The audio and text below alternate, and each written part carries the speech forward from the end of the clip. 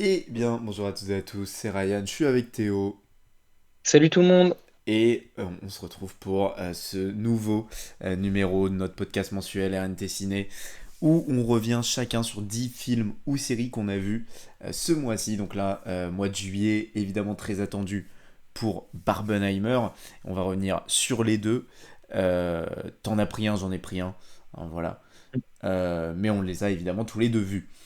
Euh, Donc, pas mal de sorties. Moi, j'ai pas mal de sorties de cette année dans mon top 10 là. Moi, j'en ai pas mal aussi. Je sais pas si c'est en majorité, là, j'ai pas le temps de regarder. Non, je crois que c'est une minorité, mais j'en ai quand même J'ai pas le temps quelques-uns. de regarder. Il est en train de jouer à FIFA à côté. Non, je regardais les trucs de mon dixième, du coup. Le Euh, casting. donc, effectivement, t'as 10 films ou séries. J'ai 10 films ou séries que j'ai vu ce mois-ci, que t'as vu ce mois-ci, et on va revenir là-dessus. Évidemment, vous pouvez nous écouter sur Spotify, Deezer et Tutti Quanti. Oh là là. Non, c'est grave, hein. Parce que Ça va être très long, hein. ouais, on a que 21 ans en plus, c'est pas normal de dire ça, Tutti quoi. Oui. Ouais. Ok, bon, on commence direct. Allez. De toute façon, t'as pas le choix. Allez, je vais commencer avec ma 10e position. Donc, on met ça, je le rappelle, hein, pas tout le temps d'ailleurs, mais on met ça dans l'ordre croissant. Ouais, c'est ça, croissant. Euh, Voilà, de préférence des films ou séries. Et donc, en 10e position, moi, ce mois-ci, j'ai mis One of These Days, un film allemand. Ya, Oh là il n'y a plus rien. One of These Days. Alors, ce qui m'a attiré avec le film, déjà, c'est le synopsis. là. Et tu vas comprendre direct. Dans une petite ville du Texas. Ah ok, bon, bah c'est bon. Voilà. Hein, je l'ai ajouté à ma liste. Hein. J'ai lu ça, j'ai regardé le film. Donc, on est effectivement dans une petite ville au Texas. Et il y a l'un de ces concours très Mr Beast de tu laisses ta main sur une voiture et tu la gagnes. Ok, ok, Et ça donc, marche. il y a ce concours qui est annuel qui a été organisé, donc un tirage au sort, etc., qui a été effectué. Et on va suivre le personnage de Kyle Parson, interprété par Joe Cole de Peaky Ok. Blinders, euh, et qui lui, bah, il a une femme, il a un bébé, mais ils ont très peu d'argent, ils vivent dans un espèce de mobil-home. Et donc, gagner cette voiture, bah, c'est gagner quelque part beaucoup d'argent. Parce que je sais plus ce que c'est comme caisse, mais la voiture vaut pas mal d'argent. Et c'est très important pour lui de remporter cette voiture. Et ça, on va le comprendre tout au long du film. Alors, c'est un film que j'ai trouvé en demi-teinte, je l'ai trouvé assez sympa sur certains aspects, mais sur d'autres, je l'ai trouvé un peu bizarre. Alors, c'est réalisé par Bastian Gunther, et qui est également le nom de ma prof d'allemand, pour info. Donc peut-être qu'elle est Et c'est réelle un film aussi. en allemand, mais Non, il est pas en allemand, il est en anglais. ah oui, parce que je disais au Texas et tout, je comprenais pas Ouais. trop. Ok. Euh, et One of These Days, c'est un film que j'ai trouvé agréable, bien fait. J'ai adoré Joe Cole, qui est un acteur que j'aime de plus en plus. Là où je Mhm. le trouvais pas flamboyant dans Peaky Blinders, il faut que je regarde Gangs of London. Ouais, je l'ai dans ma liste aussi, moi. Ouais. Mais ouais, Joe Cole, je commence à vraiment bien apprécier. Donc ça, j'ai bien aimé. Euh, j'ai bien aimé les petits twists qu'il y a autour du concours. Voilà, je trouve que les éliminations et tout sont bien amenées, c'est plutôt fun. Mhm. Maintenant, je trouve que le film est très brouillon. Notamment autour du personnage de Joan Dempsey, interprété par Carrie Preston. Euh, Oh j'ai là. dit Carrie Preston, et je l'ai dit un peu comme Tony Tonic. Du coup, Ah, ça m'a fait rire. ok. Tony Tonic qu'on embrasse.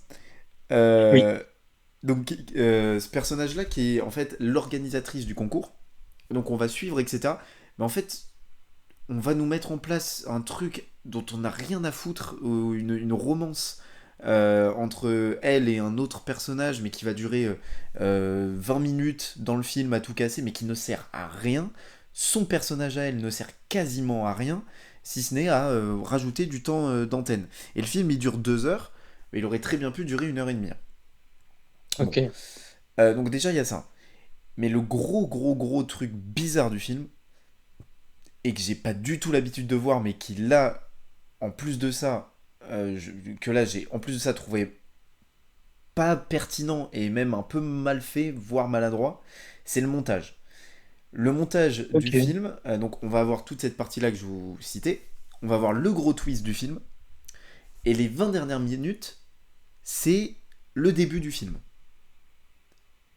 Je sais pas si Ok, t'as mais capté. vu différemment ou... Alors, c'est en gros avant le début du film, tu vois. C'est genre ce qui se Ok. passe juste avant le début du film. Et donc, tu revois. Et tu comprends pas trop. Et le gros twist du film, c'est un twist quand même assez important, très important, mais le twist paraît trop excessif. Voilà, je n'ai pas cru en l'histoire, Ok. alors que jusque-là, j'y croyais vraiment. Et c'est ça aussi qui est frustrant. Mhm. Et donc, ouais, ces 20 dernières minutes, elles sont très bizarres parce que bah, tu viens de te manger un gros twist et tu reviens à un truc hyper calme qui s'est passé avant le début du film, mais en fait, il n'y a pas vraiment d'intérêt à faire ça. Mhm. Euh, donc, bon, t'es là, t'es un peu perdu déjà, tu dis, bon, qu'est-ce qui se passe? Et puis, les 5 dernières minutes du film, tu ne les comprends plus, puisque là, t'as l'impression d'être dans ce qui aurait pu se passer si il avait gagné la voiture, puisque, bon, spoil, c'est pas un spoil, hein, il va pas gagner la voiture. Enfin, si, c'est un spoil, mais bon. Il va pas gagner la voiture, mais c'est pas ça le gros twist du film. Euh, et en fait, on va te montrer qu'est-ce qui aurait pu se passer s'il aurait gagné cette voiture. Et t'es là et en fait, t'as trop d'infos pour un truc où justement, moi, ce que j'aime avec ce genre de film où voilà, je disais in a small town in Texas, ce que j'aime, c'est la simplicité. Tu vois, c'est Mhm. Les bah, relations entre les personnages, tout voilà, et ça. puis même dans la manière de filmer, un truc très à la, je sais pas, des réals comme Chloé Zhao ou des trucs comme ça très posés. On va nous montrer des paysages. Euh, voilà, enfin, moi c'est ça que j'aime avec ce genre de film là. C'est pas un truc hyper complexe de machin. Ça m'a gavé. Voilà, donc la fin j'ai pas Mhm. du tout aimé. Maintenant, la première heure est assez intéressante et Joe Cole est vraiment bien. Donc si vous aimez Joe Cole, je pense que le film vaut le coup. Sinon, pas spécialement. Et puis c'est même justement décevant quant à la cinématographie aussi. Je m'attendais justement à quelque chose. Voilà, je citais Chloé Zhao. Bon, après, Chloé Zhao, c'est encore Oui, autre c'est un chose. peu au-dessus, quoi. Voilà, c'est du très haut niveau dans ce qu'elle fait. Mais sans aller jusqu'à Chloé Zhao, je m'attendais quand même à des beaux paysages, etc. Euh, Là, on n'a même pas de ça. Il y a une scène, je crois, où tu vois, on va filmer le fin fond des États-Unis et on va le faire assez intelligemment et de manière assez esthétique et c'était plutôt beau. Mais ouais, même à ce niveau-là, j'ai été un petit peu déçu. Donc, c'est pas un mauvais film, mais c'est un film vite oubliable. Maintenant, Mhm. si vous aimez vraiment Joe Cole, allez-y. Parce que c'est un film qui est un peu passé sous les radars. C'est un film qui date de 2020. Donc, à tout moment, il est sorti Ok. pendant le Covid en plus. Ouais. Donc, ça n'a pas dû aider. Voilà pour ma 10e position. Quelle est la tienne? Ok. Alors moi, ma dixième position, c'est Mission Impossible, donc qui est sorti il y a 3 semaines, je crois. Donc c'est une partie 1, donc moi j'ai toujours du mal, comme on avait parlé de Spider-Man partie 1 là, au mois de mai, je crois. C'est toujours difficile de juger un film en plusieurs parties parce qu'en fait c'est comme si tu avais la moitié du film. Donc forcément tu restes sur ta faim, mais c'est logique, le film veut ça. Ensuite, en fait ça a été beaucoup, comment dire, la promo du film a trop montré le film parce qu'on sait tous que Mission Impossible c'est basé sur le comment dire les prouesses techniques des cascades et tout ça et voilà. Et d'ailleurs elles sont géniales. Mais le problème c'est que quand tu regardes même les bandes annonces et même si tu regardes pas les bandes annonces parce que je sais pas que toi d'ailleurs t'es pas très fan des bandes annonces, les TV spots, les trucs, les machins sur Twitter et tout, tu vois toutes les scènes du film avant que le film sorte. Et donc Mission Impossible qui se base sur le, le spectacle, en fait, et Le bah, du coup, spectacle. le spectacle. Du coup, j'étais pas émerveillé parce qu'en fait, j'avais déjà vu le film avant de le voir, donc ça m'a un peu saoulé. Mais sinon, en soi, si tu enlèves ça, oui, le film est, comme j'ai dit, des prouesses absolument folles. Enfin, la scène sur le train et tout. Enfin, tu te demandes comment ils ont tourné ça. Et donc, moi qui est attiré par le domaine des cascadeurs et tout, dans le domaine du cinéma et tout, je trouve ça assez fou de voir les making-of et tout. Et donc, moi, ça me faisait kiffer d'aller le voir pour ça. Et désolé, j'ai un peu la voix cassée. Mais ouais, un peu déçu.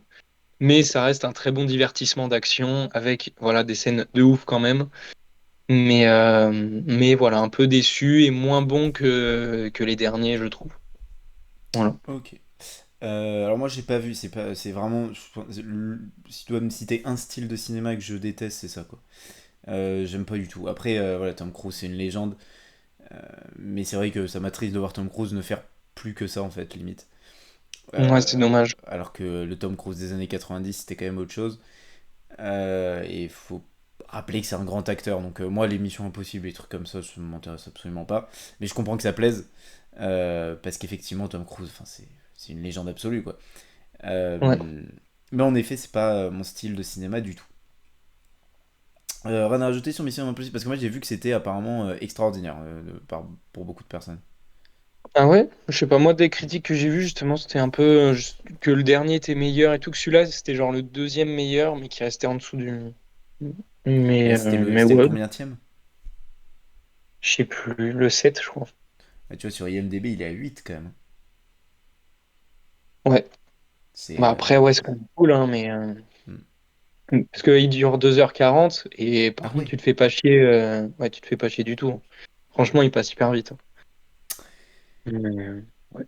Ma neuvième position, c'est un film de cette année aussi. Alors je sais plus quand il est sorti, on l'a pas eu au cinéma en France, il est sorti sur Prime Vidéo, qui a eu quand même cette année. Alors c'est pas R, il faut que je le vois encore. Qui ont eu R et The Covenant, donc que j'ai mis en neuvième position. Ah!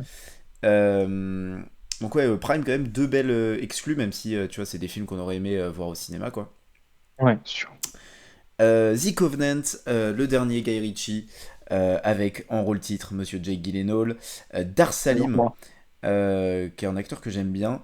Et ce qui m'intéressait aussi, c'était le cast un peu secondaire, avec des noms comme Alexander Ludwig, Johnny Lee Miller et bien sûr notre roi Anthony Starr. Et donc voir des scènes entre Jake Gyllenhaal et Anthony Starr. Ah ouais, ça, c'était. J'attendais que ça. Moi, j'ai regardé le film juste pour ça. Ouais. Anthony Starr arrive vers la fin du film, un personnage assez important mine de rien, mais Ouais. ouais, il va pas avoir beaucoup de temps d'antenne, mais ça m'a déjà fait plaisir de voir Anthony Starr, plutôt quelque chose d'assez différent d'habitude. Alors, The Covenant de Guy Ritchie. euh, alors oui, donc Exclusive Prime, ça j'ai déjà dit. Beau cast. Moi, Guy Ritchie, c'est un réal que j'aime beaucoup, mais quand il fait du Guy Ritchie. Quand il fait pas de Guy Ritchie, bon, bah, c'est un réal comme un autre. Et c'est ça que je reproche un peu à Guy Ritchie, voilà, sur Snatch ou The Gentleman. Là, c'est du grand Guy Ritchie parce que tu reconnais sa patte et, Ouais. euh, et c'est un grand cinéaste. Mais sur Le Roi Arthur ou sur. C'est lui qui a fait Aladdin, non? Avec Will Smith, là. Non. Si, gros, je Je crois. sais pas. Si, en J'espère tout cas, pas. il a fait une bouse. Oh non, je suis dégoûté. Je sais qu'il a fait une bouse comme ça. Si, c'est lui, c'est Aladdin. Oh putain. Voilà. Et donc en fait, c'est un mec qui a deux filmographies, tu vois. Ouais. C'est trop particulier, Guy Ritchie. Et là, on est plus sur. Bah, enfin, pour moi, tu me disais pas que c'était Guy Ritchie, à aucun moment tu vois que c'est du Guy Ritchie, quoi. Ah, clairement, clairement. On est loin de The Gentleman, de Snatch ou même Arnaque, Crime et Botanique. Mm. Euh, donc, finalement, un peu déçu. En plus de ça, c'est un film de guerre, et bon, voilà, là, je parlais des films d'action.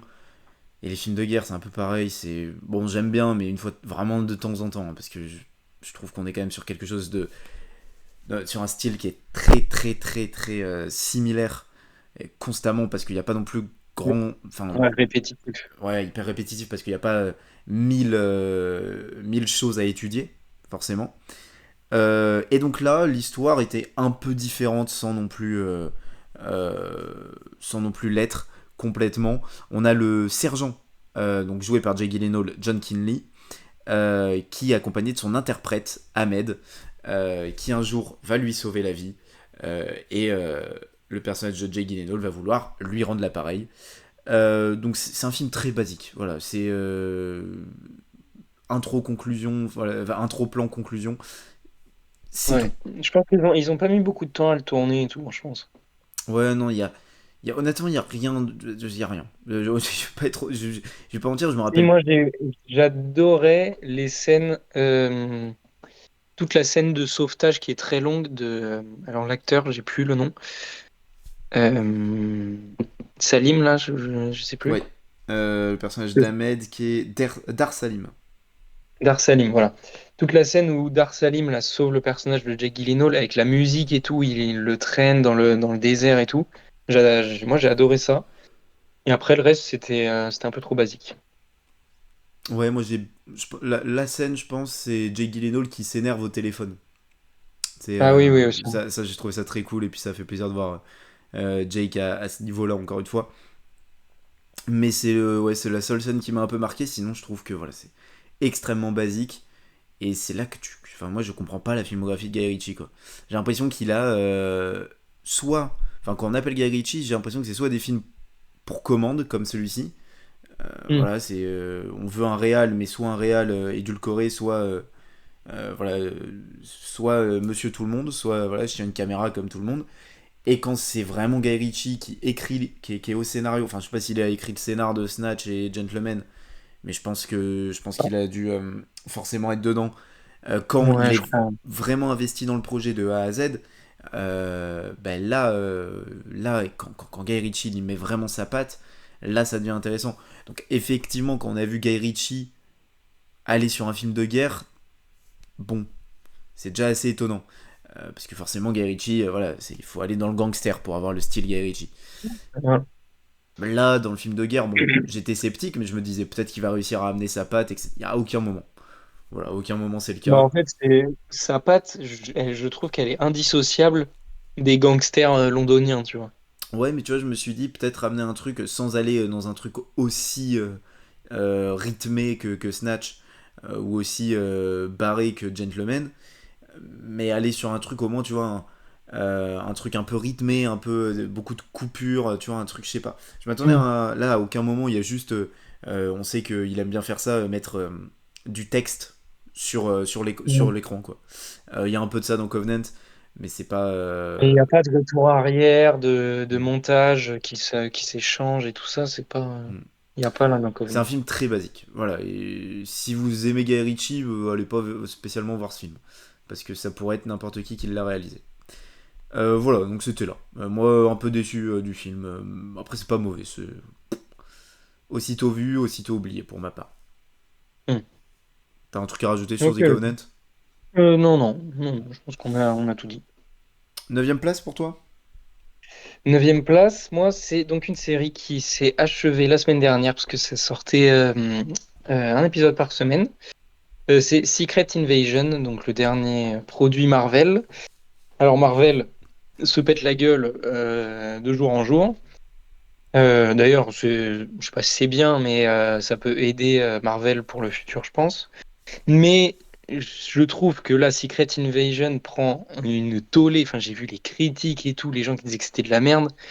Enfin, moi, donc, j'ai vu toutes les séries Marvel.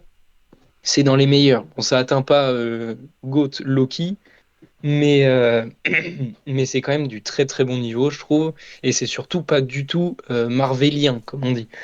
Il y a très peu d'action, à part sur la fin. C'est de l'espionnage, ça fait très thriller. Donc c'est l'histoire. Lorsqu'il apprend l'existence d'une invasion clandestine de la Terre par une faction, pardon, de Skrull rejoint ses alliés.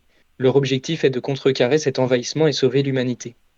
En gros, pour résumer, il y a donc des métamorphes qui sont sur Terre et eux, ils veulent s'approprier la Terre.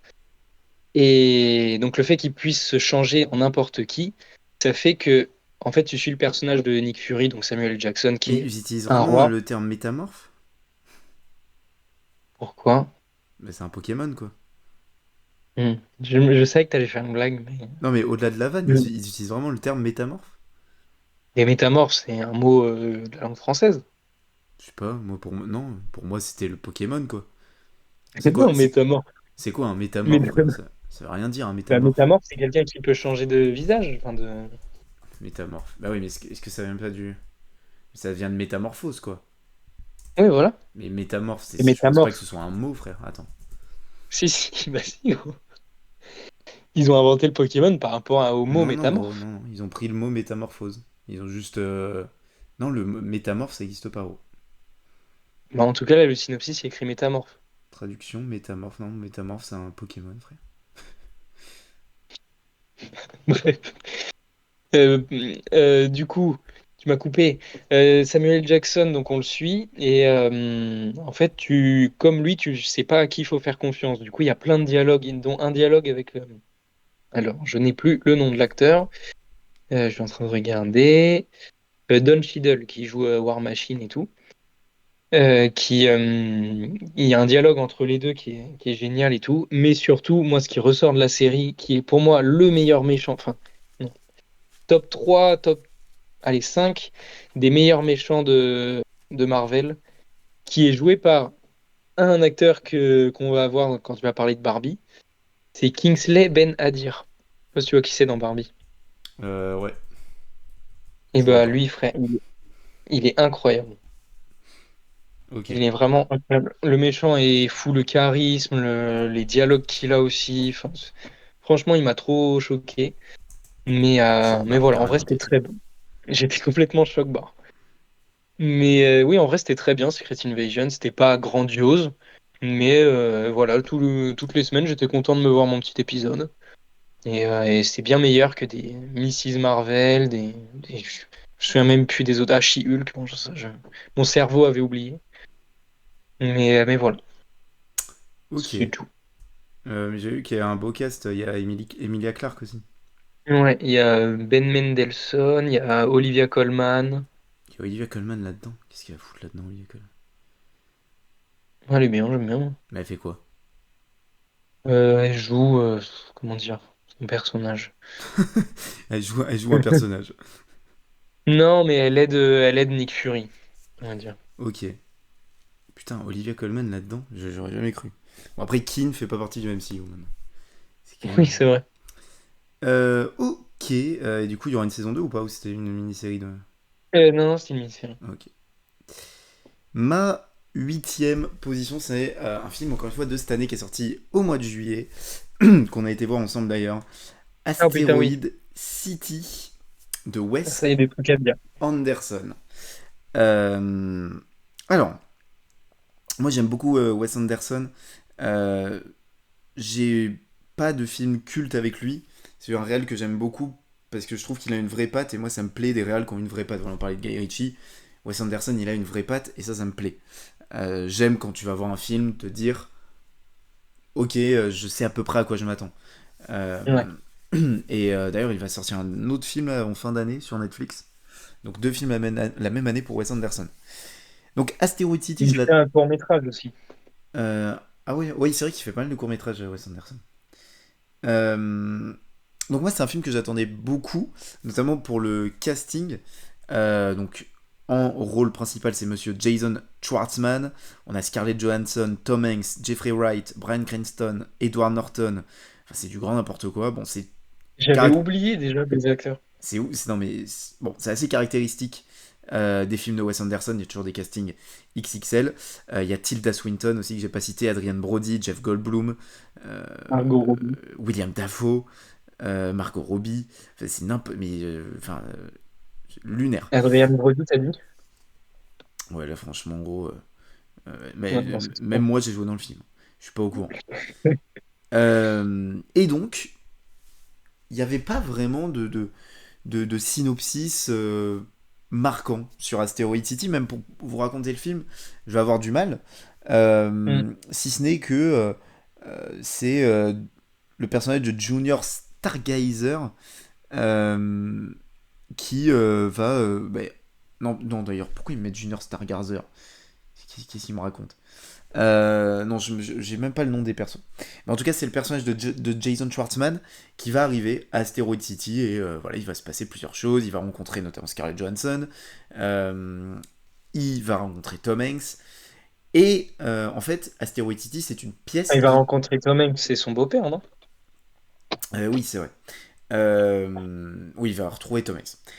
Et en fait, Asteroid City, c'est une pièce de théâtre. Et la pièce de théâtre, elle est racontée par des scènes en noir et blanc, euh, est racontée par Bryan Cranston pardon, qui est le narrateur.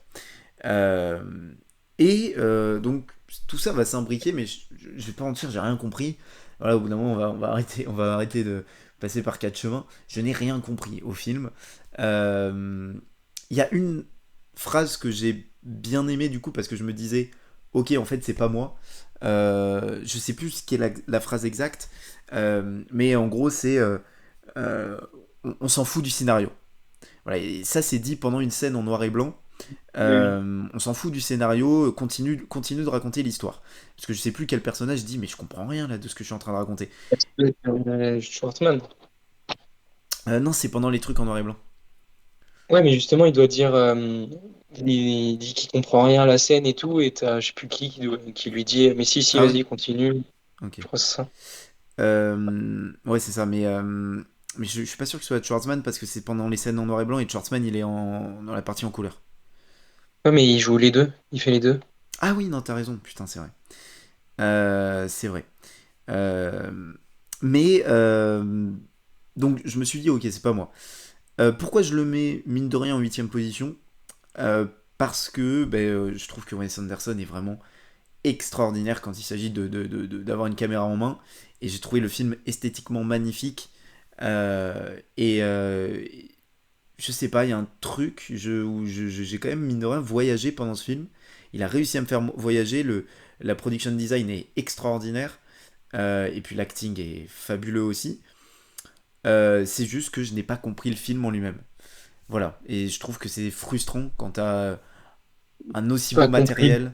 Et puis, je sais pas, dans ce qui est raconté, ça n'a aucun impact, enfin, aucun intérêt, quoi. Ouais. Les relations entre les personnages sont pas bien, je trouve. Euh, Enfin, je suis d'accord avec toi sur le grain de l'image, la caméra qui bouge et tout, ça c'est trop bien.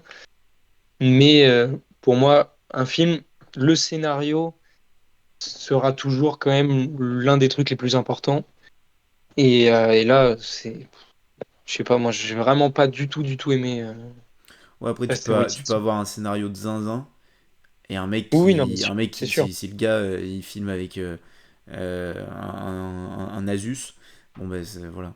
Mais, Oui, mais moi je trouve que justement ça a quand même rattrapé un peu le truc et qu'au moins c'était agréable esthétiquement si ça ne l'était. oui. C'est que voilà, j'ai rien compris quoi. Au bout d'un moment, disons, ouais, j'ai trouvé le film incompréhensible. Euh, donc la phrase exacte d'ailleurs c'est I still don't understand the play.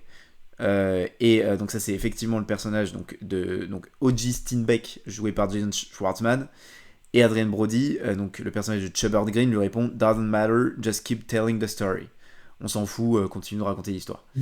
Et donc à ce moment-là je me suis dit ok, est-ce que est-ce que ce qu'essaye de raconter Wes Anderson c'est pas le syndrome de la page blanche. Ouais. Et effectivement, je pense que c'est un sujet qui est intéressant. Je trouve que c'est juste pas bien amené parce que il n'y a pas de fil conducteur tout au long du film. Euh, Tu t'y perds complètement Il y a et des scènes qui n'ont rien à voir entre elles. Enfin, c'est un peu bizarre. c'est pas hyper agréable à suivre. Donc non, je n'ai pas aimé Asteroid City. Et c'est une grosse déception, mine de rien. J'espère que son prochain film ne me décevra pas comme ça. Après, voilà, Wes Anderson au moins a respecté son œuvre cinématographique et ça me plaît de voir un réal rester dans ce qu'il sait faire. Mm. Cinématographiquement, ça c'est quelque chose qui me plaît et que j'apprécie. Maintenant, j'ai rien compris. Quelle est ta huitième position? Bah moi, on parlait des films de guerre juste avant. Donc moi, là, c'était La Ligne Rouge. Donc sorti en 1998. Il dure 2h30 mine de rien. 2h30, non. D'ailleurs, là, c'est affiché 2h30. J'étais allé vérifier, il dure 3 heures. Donc, la bataille de Guadalcanal fut une étape clé de la guerre du Pacifique, marquée par des affrontements d'une violence sans précédent. Elle opposa durant de longs mois Japonais et Américains au cœur d'un site paradisiaque habité par de paisibles tribus mélanésiennes. Alors, c'est réalisé par Terrence Malick. Le casting, Nick Hoult, Jim Caviezel, Sean Penn, Adrian Brody, George Clooney. Voilà, on est sur un petit casting bien mignon. Woody Harrelson, John Travolta, Jared Leto. Oh putain, je découvre des. Parce que dans les films de guerre, il y a toujours énormément de personnages, donc on les voit pas tous. Et je découvre des acteurs, je savais même pas qui c'était dedans. Mais donc, pour revenir au film, Alors, je te coupe, mais il y a 7 nominations aux Oscars en ouais, 99. Meilleur film, meilleur réal, meilleur screenplay, cinématographie. Donc pas mal. il y a Hans Zimmer qui Et fait la Hans bande Zimmer qui originale, est donc aussi nommé, effectivement. le GOAT. La ligne rouge, c'est huitième. Pourquoi? Parce que les 2 premières heures, c'est digne du top 3. La dernière heure, tu t'endors. Parce qu'en fait, les 2 premières heures, ça commence déjà, c'est rare pour les films de guerre, de commencer avec 10 minutes sans dialogue quasiment, juste avec des plans d'une île paradisiaque, justement, la comédie dans le synopsis, où tu as les soldats qui vivent donc avec des tribus mélanésiennes, là, et ils se baignent et tout. Ça m'a fait penser un peu à Avatar, tu vois. Il y avait des plans où ils étaient sous l'eau et tout. Enfin, c'était très paisible, hyper agréable. Et d'un coup, ils partent à la guerre. Et même sur le champ de bataille, tu as un moment de calme, alors que tu te dis, bah là, ça va commencer à y aller, quoi. Et c'est très calme et tout. Et tu te dis, bah en fait, ça va être un film de guerre qui va explorer un peu le voyage de ces soldats entre eux avant la guerre. Et donc, moi, je m'attendais à avoir 2 heures peut-être de calme, de découverte des personnages et tout. Et après, une dernière heure de guerre. Et au final, pas du tout. Donc, comme j'ai dit, il y a peut-être 20 minutes d'introduction, voilà, très très calme, très posé, très contemplatif. Et après, ça part sur du 1h30 d'action, mais hyper bien filmé. Enfin, la mise en scène est dingue. On arrive à s'attacher aux personnages alors qu'ils n'ont pas beaucoup de dialogue. Mais rien que dans les regards, on sent l'affection qu'ils ont les uns pour les autres. Ça, c'est hyper bien fait. Notamment Sean Penn, qui ressort, mais vraiment énormément du film, alors que c'est pas du tout l'un des personnages principaux. Mais Sean Penn, il a des scènes, dont un dialogue avec Jim Caviezel, où après la bataille, ils, ils arrivent à trouver des maisons d'anciennes tribus et tout, donc, qu'ils aménagent pour vivre dedans en attendant. Et donc, il y a Sean Penn qui a une maison pour lui tout seul, quoi. Et t'as Jim Caviezel qui vient le voir et ils ont un dialogue hyper calme, posé, tout qui est génial avec des phrases moi, qui vont me rester en tête, dont une qui va me rester en tête. Vraiment, c'est les 2 premières heures sont géniales. Et après, la dernière heure, c'est du dialogue, mais pas intéressant, contrairement aux 2 premières heures qui sont simples, mais vraiment trop réussies, même dans les dialogues et tout, qui sont sobres mais efficaces. Et la dernière heure, c'est des au revoir, des adieux très longs. On comprend pas trop les actions des personnages. Enfin, tu sens qu'ils ont rajouté 1 heure pour se dire, allez, on a du budget, on va en rajouter. Mais elle sert à rien, en fait, la dernière heure. Enfin, bien sûr, il y a quelques trucs scénaristiques qui servent. Mais, euh, mais voilà, c'est dommage, en fait. Les 2 premières heures, c'est vraiment chef-d'œuvresque. Et la dernière heure vient tout gâcher, donc c'est un peu dommage. La voix qui part en couille. Mais voilà. Ok, moi j'ai jamais vu. Alors, c'est un film dont j'entends parler depuis des années, mais c'est vrai que, bah, voilà, comme je disais tout à l'heure, moi les films de guerre m'intéressent pas tant que ça. Et en plus, le fait que ça dure 3 heures, Ouais. ça me repousse encore un peu plus. Mais ouais, peut-être qu'il faudra que je le voie un jour quand même.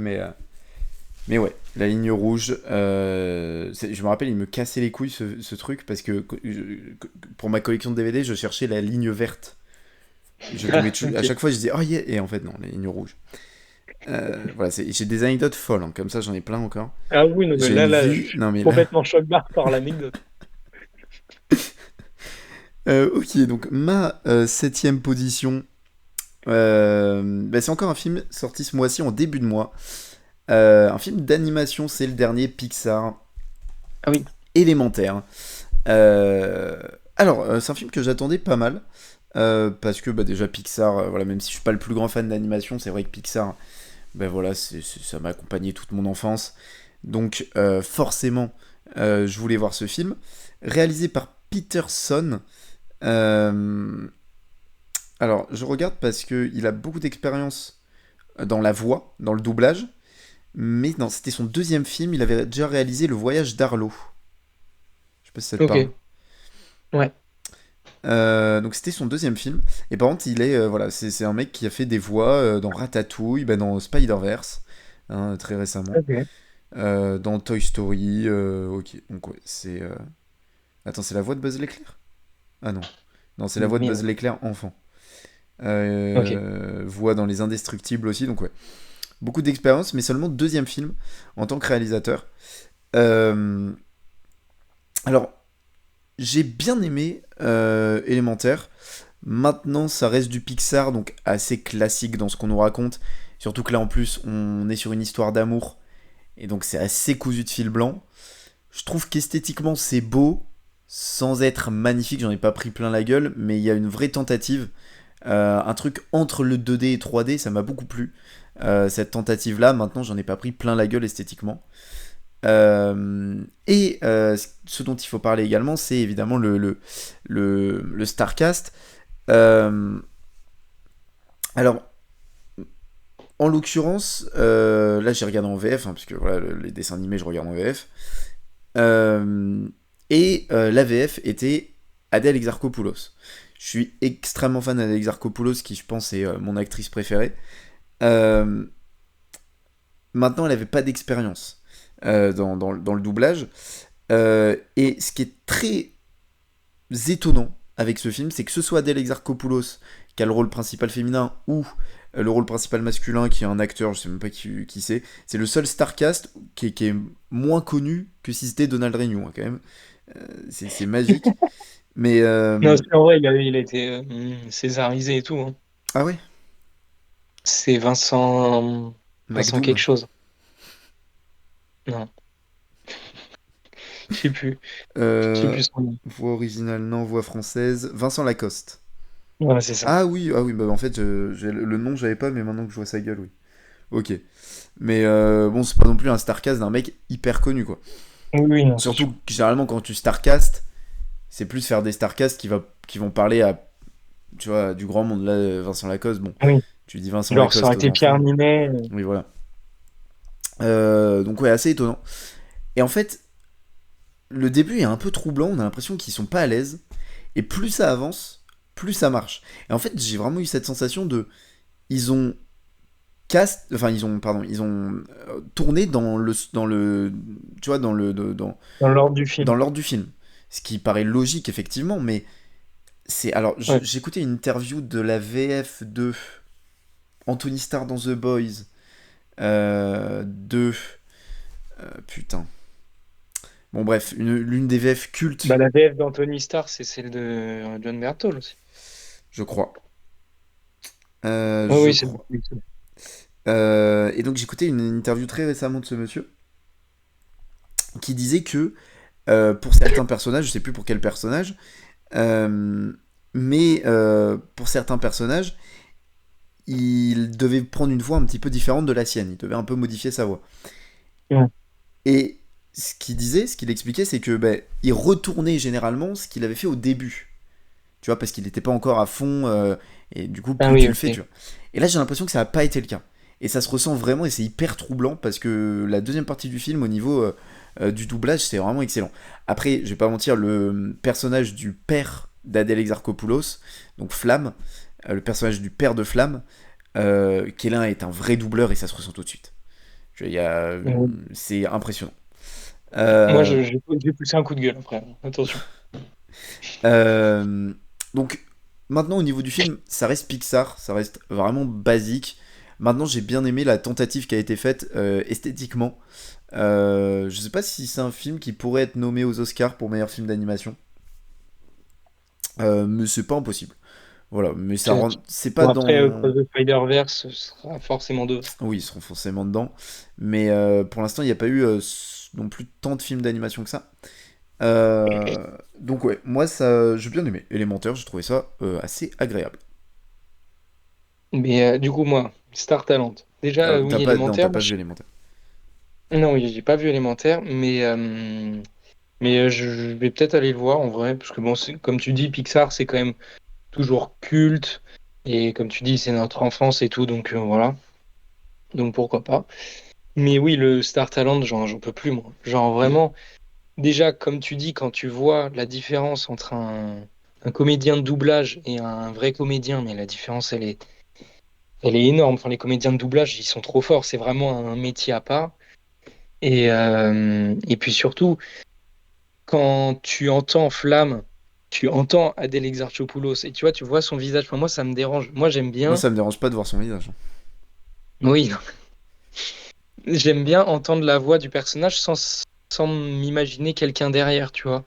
Que ce soit anonyme et que je connaisse juste sa voix. Bon, Ouais, mais Donald Donald Renew, Renew, frérot. il est hyper connu, mais il en a qu'un. Enfin, il y en a qu'un, un Donald Renew.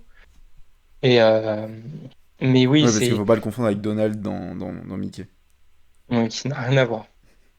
Mais oui, moi, ça commence à me faire chier. Bon, l'autre jour, on avait parlé du truc de Barbie où c'était c'est Blafrit et Elena Situation qui faisait les voix. Oui, juste une phrase et on s'en fout en soi. Mais c'est juste, moi, je veux supprimer le Star Talent, mais Non, genre vraiment, moi, quand c'est Seb et Lena, je trouve ça bien. Quand c'est une phrase comme ça qui. On s'en bat les je sais couilles. pas, Mais tout le c'est monde est pas gagnant du parce que tout, hein. ça fait Mais, de la pub. Faut bien quand même qu'il y ait de la promo, tu vois, pour le film. Au bout d'un moment, oui, mais faut. Voilà. Barbie, en l'occurrence, la promo, Non, mais bien sûr, mais. il y avait déjà ce qu'il avait. Non, mais la Barbie n'est pas le bon exemple. Mais qu'il y ait des personnages secondaires qui aient des voix de personnes connues, enfin, moi, je Ah, trouve mais que c'est même bien. à la limite, moi je trouve ça pas bien. À la limite, je peux accepter, même si ça me saoule un peu, mais je peux accepter. Et par contre, oui, le Star Talent, moi enfin moi c'est Cross the Spider-Verse, vraiment ça m'a trop saoulé. Mais. Qui change les voix entre le un et le 2, c'est une dinguerie de faire ça. Oh, mais là, c'était même pas du Star Talent, hein, c'était juste de la débilité, hein. Parce que Bah Mathieu Kassovitz quand même, c'est du Star Talent. ouais, mais Mathieu Kassovitz, c'est extraordinaire. Oui, mais même, c'est pas un comédien de doublage. Bah, ouais, mais attends. Quand Mathieu Kassovitz, la VF de Mathieu. Enfin, ce que le travail de Mathieu Kassovitz sur Oui. Spider-Man, c'est Non, mais je extraordinaire. remets pas ça en question. Je remets pas ça en question. Mais c'est juste que il y a des mecs, c'est leur métier d'être comédien de doublage et leur place est prise par des gens donc qui c'est même pas leur métier. Alors, Mathieu Kassovitz, son travail est génial sur le film, même Moi, si. non, moi, Mathieu Kassovitz, je prends tous les jours. Moi, quand c'est bien, moi, quand il n'y a pas de. Enfin, pour moi, Mathieu Kassovitz est aussi. Il y a des mecs qui peuvent aussi faire les deux. Parce que, d'ailleurs, les deux comédiens de doublage le disent eux-mêmes, notre métier, c'est à la base comédien. Oui, Oh c'est putain, je suis en train de comédien de crever, base. frère. C'est comédien à la base. Moi, je pense aussi à Michael Madsen, qui fait une voix dans un jeu vidéo Walking Dead. Et il est, mais Mm. fabuleux, et je n'avais même pas reconnu Michael Madsen. Et pareil, sur Spider-Man 2099, en vrai, tu me dis pas que c'est Mathieu Kassovitz. Bon. Et moi, Après, le problème de Mathieu Kassovitz, c'est qu'avant, il avait chié sur les films de super-héros et tout, et que là, il est venu prendre son cachet. Voilà, quoi. mais C'est bon. ouais, bon là, c'est un problème Bon. personnel. Mais tu vois, je trouve que sur Spider-Man, ils prennent une vraie comédienne de doublage pour Gwen Stacy, et je trouve que c'est pas bien, tu vois. Donc je préfère avoir un Mathieu Kassovitz. C'est pas une vraie comédienne de doublage, Gwen, Ah ouais, c'est qui? pour le 2. C'est une actrice qui joue dans Lupin et tout. Ouais, mais alors, je veux bien qu'ils fassent du C'est même Starcast, pas du Star Talent. enfin, prenez des mecs connus, quoi. Mais non, je sais pas qui c'est, gros. Mais ouais, moi, tu vois, c'est Belena, moi, je comprends et limite, je trouve ça bien, ça leur fait de la petite pub. Faut bien aussi que les films d'animation ou les films en. Voilà, surtout, surtout pour les films d'animation, faut bien qu'il y ait de la pub et ça, je le comprends. Mais mettez des mecs qui ont voilà, des personnages secondaires, moi même, je trouve ça sympa. Tu vois, Seb et Lena, en plus, Lena, le clin d'œil, il était cool parce que Lena, c'était la première influenceuse à avoir sa Barbie. Tu vois, donc je trouve qu'il y a un truc derrière un peu sympa. Oui, Euh, donc là, effectivement, pour l'élémentaire, ils avaient fait des essais avec justement Donald Renew et je ne sais pas qui était une vraie comédienne de doublage aussi. oui, en plus. C'est Ils effectivement avaient déjà bien fait le mieux. film quasiment avec Donald Renew et ils ont changé, je pense. Après, le Starcast, faut aussi en parler. C'est pas un problème qu'en France, hein, c'est aussi aux États-Unis hein, que ça existe le Ah Starcast. oui, oui, non, totalement. Ça, faut aussi le préciser. Euh, mais ouais, moi, tu vois, j'ai quand même réussi à oublier au fur et à mesure du film qu'il y avait du Starcast et que c'était Adèle Exarchopoulos. Parce que vraiment, ils font un travail vraiment de mieux en mieux. Et à la fin, c'est plus du tout dérangeant, c'est même plutôt cool. Voilà pour ma septième position. Quelle est la tienne? Euh, alors moi, ma septième position, c'est un film d'un réalisateur que j'ai découvert cette année, qui est dans mon top de mes réalisateurs préférés maintenant, parce que je l'ai vu dans trois de ses films, je crois, peut-être un peu plus. Et je les ai adorés tous. Donc c'est Martin McDonagh. McDonagh. Donc, et là, le film dont je vais parler, c'est Three Billboards, avec Francis McDormand, Sam Rockwell, Woody Harrelson, Peter Dinklage, pardon. Euh, et c'est un film génial, franchement. 1h56, donc le temps parfait. C'est hyper poignant. C'est le jeu d'acteur de tous les persos. C'est aberrant. Bah, de toute façon, elle a gagné l'Oscar, elle. Je crois qu'elle a deux ou trois Oscars. Enfin, c'est aberrant. Euh, Là, je vois les On parlait de nominations. Chloé Zhao tout à l'heure, elle prend pour Nomadland. Oui, aussi. Elle a pris deux Oscars en 3 ans, je crois, ou un truc comme ça. Enfin, Elle prend pour ce film? aberrant. Francis McDormand, ouais. Ok. Et Sam Rockwell le Et prend en supporting. ah ouais, putain, non mais je crois qu'ils ont gagné, je sais pas combien de trucs là. Je vois nomination et Mais distinction, ils il y ont, a je sais que pas ces combien. deux victoires-là aux Ah ouais? Oscars. Ok, je crois qu'ils avaient. Oscars, Enfin, en mais tout cas, il y a pas beaucoup de en nominations. nomination, meilleur film, meilleure performance pour Woody Harrelson en supporting, meilleure musique, meilleur screenplay et editing. Ok, pas mal quoi. Et, euh, et ouais, c'était trop bien. En fait, il y a pas grand-chose à dire parce qu'en fait, c'est un film très sobre qui juste parle, donc je vais dire le synopsis quand même. 9 mois après le viol et le meurtre de sa fille, Mildred Hayes décide de réagir car la police n'a obtenu aucun résultat. Elle inscrit sur 3 panneaux publicitaires lorsque Dixon, l'officier en chef, s'implique dans la dispute. La lutte entre Mildred et les forces de l'ordre de la petite ville d'Ebbing dans le Missouri prend un virage dangereux. Tu l'as vu le film? Non, non, il est sur ma liste depuis très longtemps, mais là je regarde le Ah, ok. cast. Je savais même pas qu'il y a Woody Harrelson. Et je regarde le cast, il y a plein de jeunes acteurs qui ont percé un peu après. Je vois Lucas Hedges et je vois Ouais. Catherine Newton, qui est dans Sex Education, je crois. Ah Mais non, ouais, donc non, ouais, voilà, je la confonds toujours avec celle de Ant-Man, là. Je les confonds toujours les deux. je Mais, vais pas spoiler du coup, mais ouais, bah, c'est toi que c'est comme je sais plus parler. C'est comme ce que t'aimes, tu vois, dans l'Amérique profonde, avec des personnages, enfin, c'est très contemplatif, des personnages très travaillés, très profonds, avec des vraies motivations. On comprend les motivations de chacun, leur passé, ce qu'ils ont enduré, enfin, leur façon de penser. Donc, c'est hyper sobre, mais hyper efficace. Enfin, c'est du Doug, je crois. Non, Martin McDonagh. C'est trop fort. Donc, il a fait aussi Bon baiser de Bruges. Alors, Bruges, je crois, c'est le titre original. Les Banshees d'Inisherin. Bruges, qui est un chef-d'œuvre. Enfin, faut que tu le vois. C'est incroyable. Et donc, voilà. Rien de plus à dire. ouais, moi, il est sur ma liste depuis très très longtemps ce film. Donc, ouais, je vais pas tarder à le voir, je pense. Ma sixième position, déjà. Alors, c'est un film. Là, récemment, je me fais une liste des films A24 à vraiment regarder. Donc, c'est un film A24. Euh, donc, je suis très fan d'A24 et de ce qu'ils font depuis des années. Et donc là, je m'en fais quelques-uns. Il y en a un que j'ai pas pu mettre là parce que je n'ai pas trop aimé. C'était The Lobster avec Colin Farrell. Euh, mais celui que j'ai mis et que j'ai bien aimé, c'est Locke.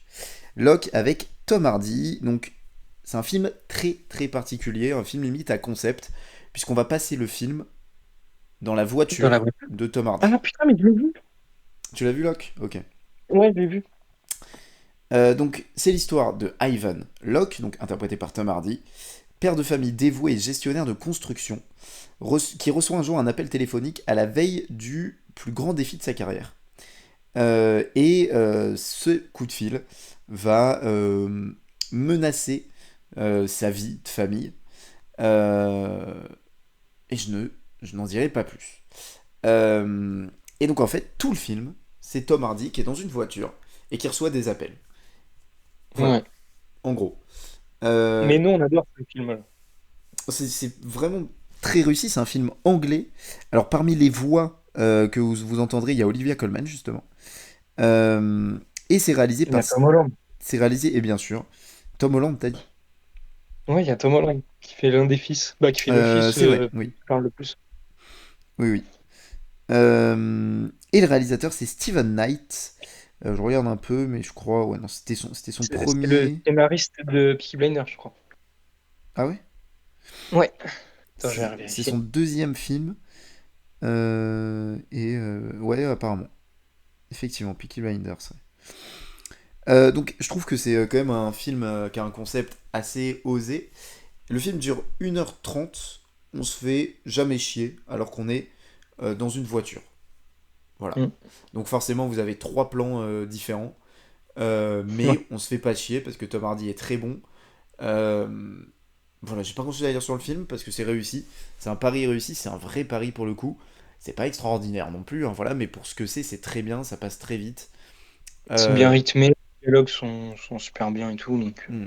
Et le personnage de Tom Hardy est vraiment très intéressant, euh, parfois même inhumain, où on est là, on a l'impression que c'est un robot.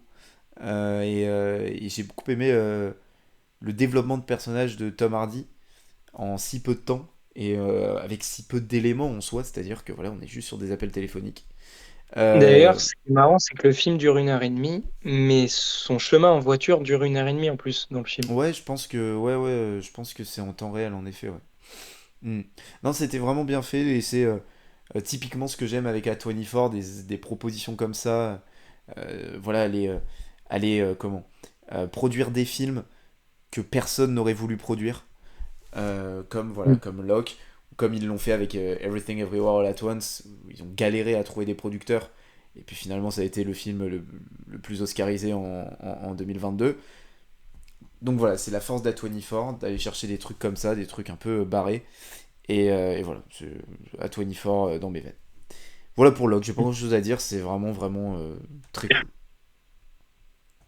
Ta sixième position? Ouais, moi c'est donc Carlitos Way, mais en français c'est L'Impasse. Film de Brian De Palma avec Al Pacino, donc duo qui avait déjà bien marché parce que c'est le duo de Scarface.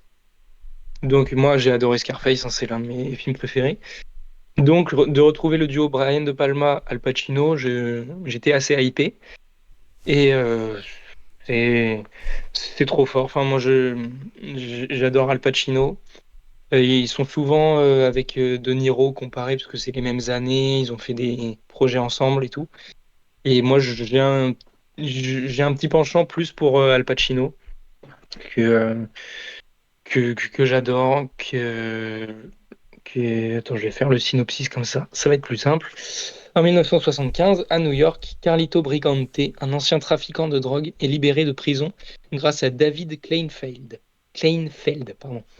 Son avocat qui a découvert plusieurs vices de forme dans la manière dont le procureur Bill Norwalk avait instruit le procès. Carlito est bien décidé à rentrer dans le droit chemin et dès qu'il aura économisé assez d'argent, il compte se retirer aux Bahamas pour s'assurer une retraite paisible avec Gail, sa compagne danseuse dans une boîte de striptease. Donc en fait, le film commence direct avec le personnage d'Al Pacino, donc Carlito, qui est acquitté. Et l'avocat donc et meilleur ami d'Al Pacino, c'est Sean Penn qui le joue. Sauf que dans le film, il a une gueule, on le reconnaît pas du tout. J'ai mis 20 minutes à me dire putain, mais c'est Sean Penn. Genre vraiment, c'est T'as eu de la incroyable. peine, quoi. Ouais, exactement. Euh, Il y a John Leguizamo qui joue dedans. Il y a Viggo Mortensen, donc un tout petit rôle, mais quand même Viggo est là. Euh, il y a qui d'autre? Il y a James Reborn, donc qu'on connaît aussi pas mal. Et voilà, c'est Penelope Ann Miller, Ingrid Rogers, voilà, ce petit casting sympathique.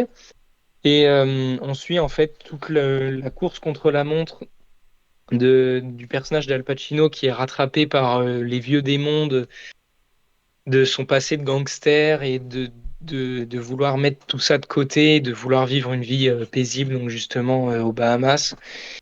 Mais en même temps, vu qu'il doit récupérer de l'argent, il doit se ressalir les mains, mais il veut pas trop se mouiller non plus. Donc c'est vraiment son personnage est très torturé parce que il essaye de pas faire le mal, sauf que du coup ça lui retombe dessus parce que voilà, il est dans le business, donc c'est trop tard pour lui.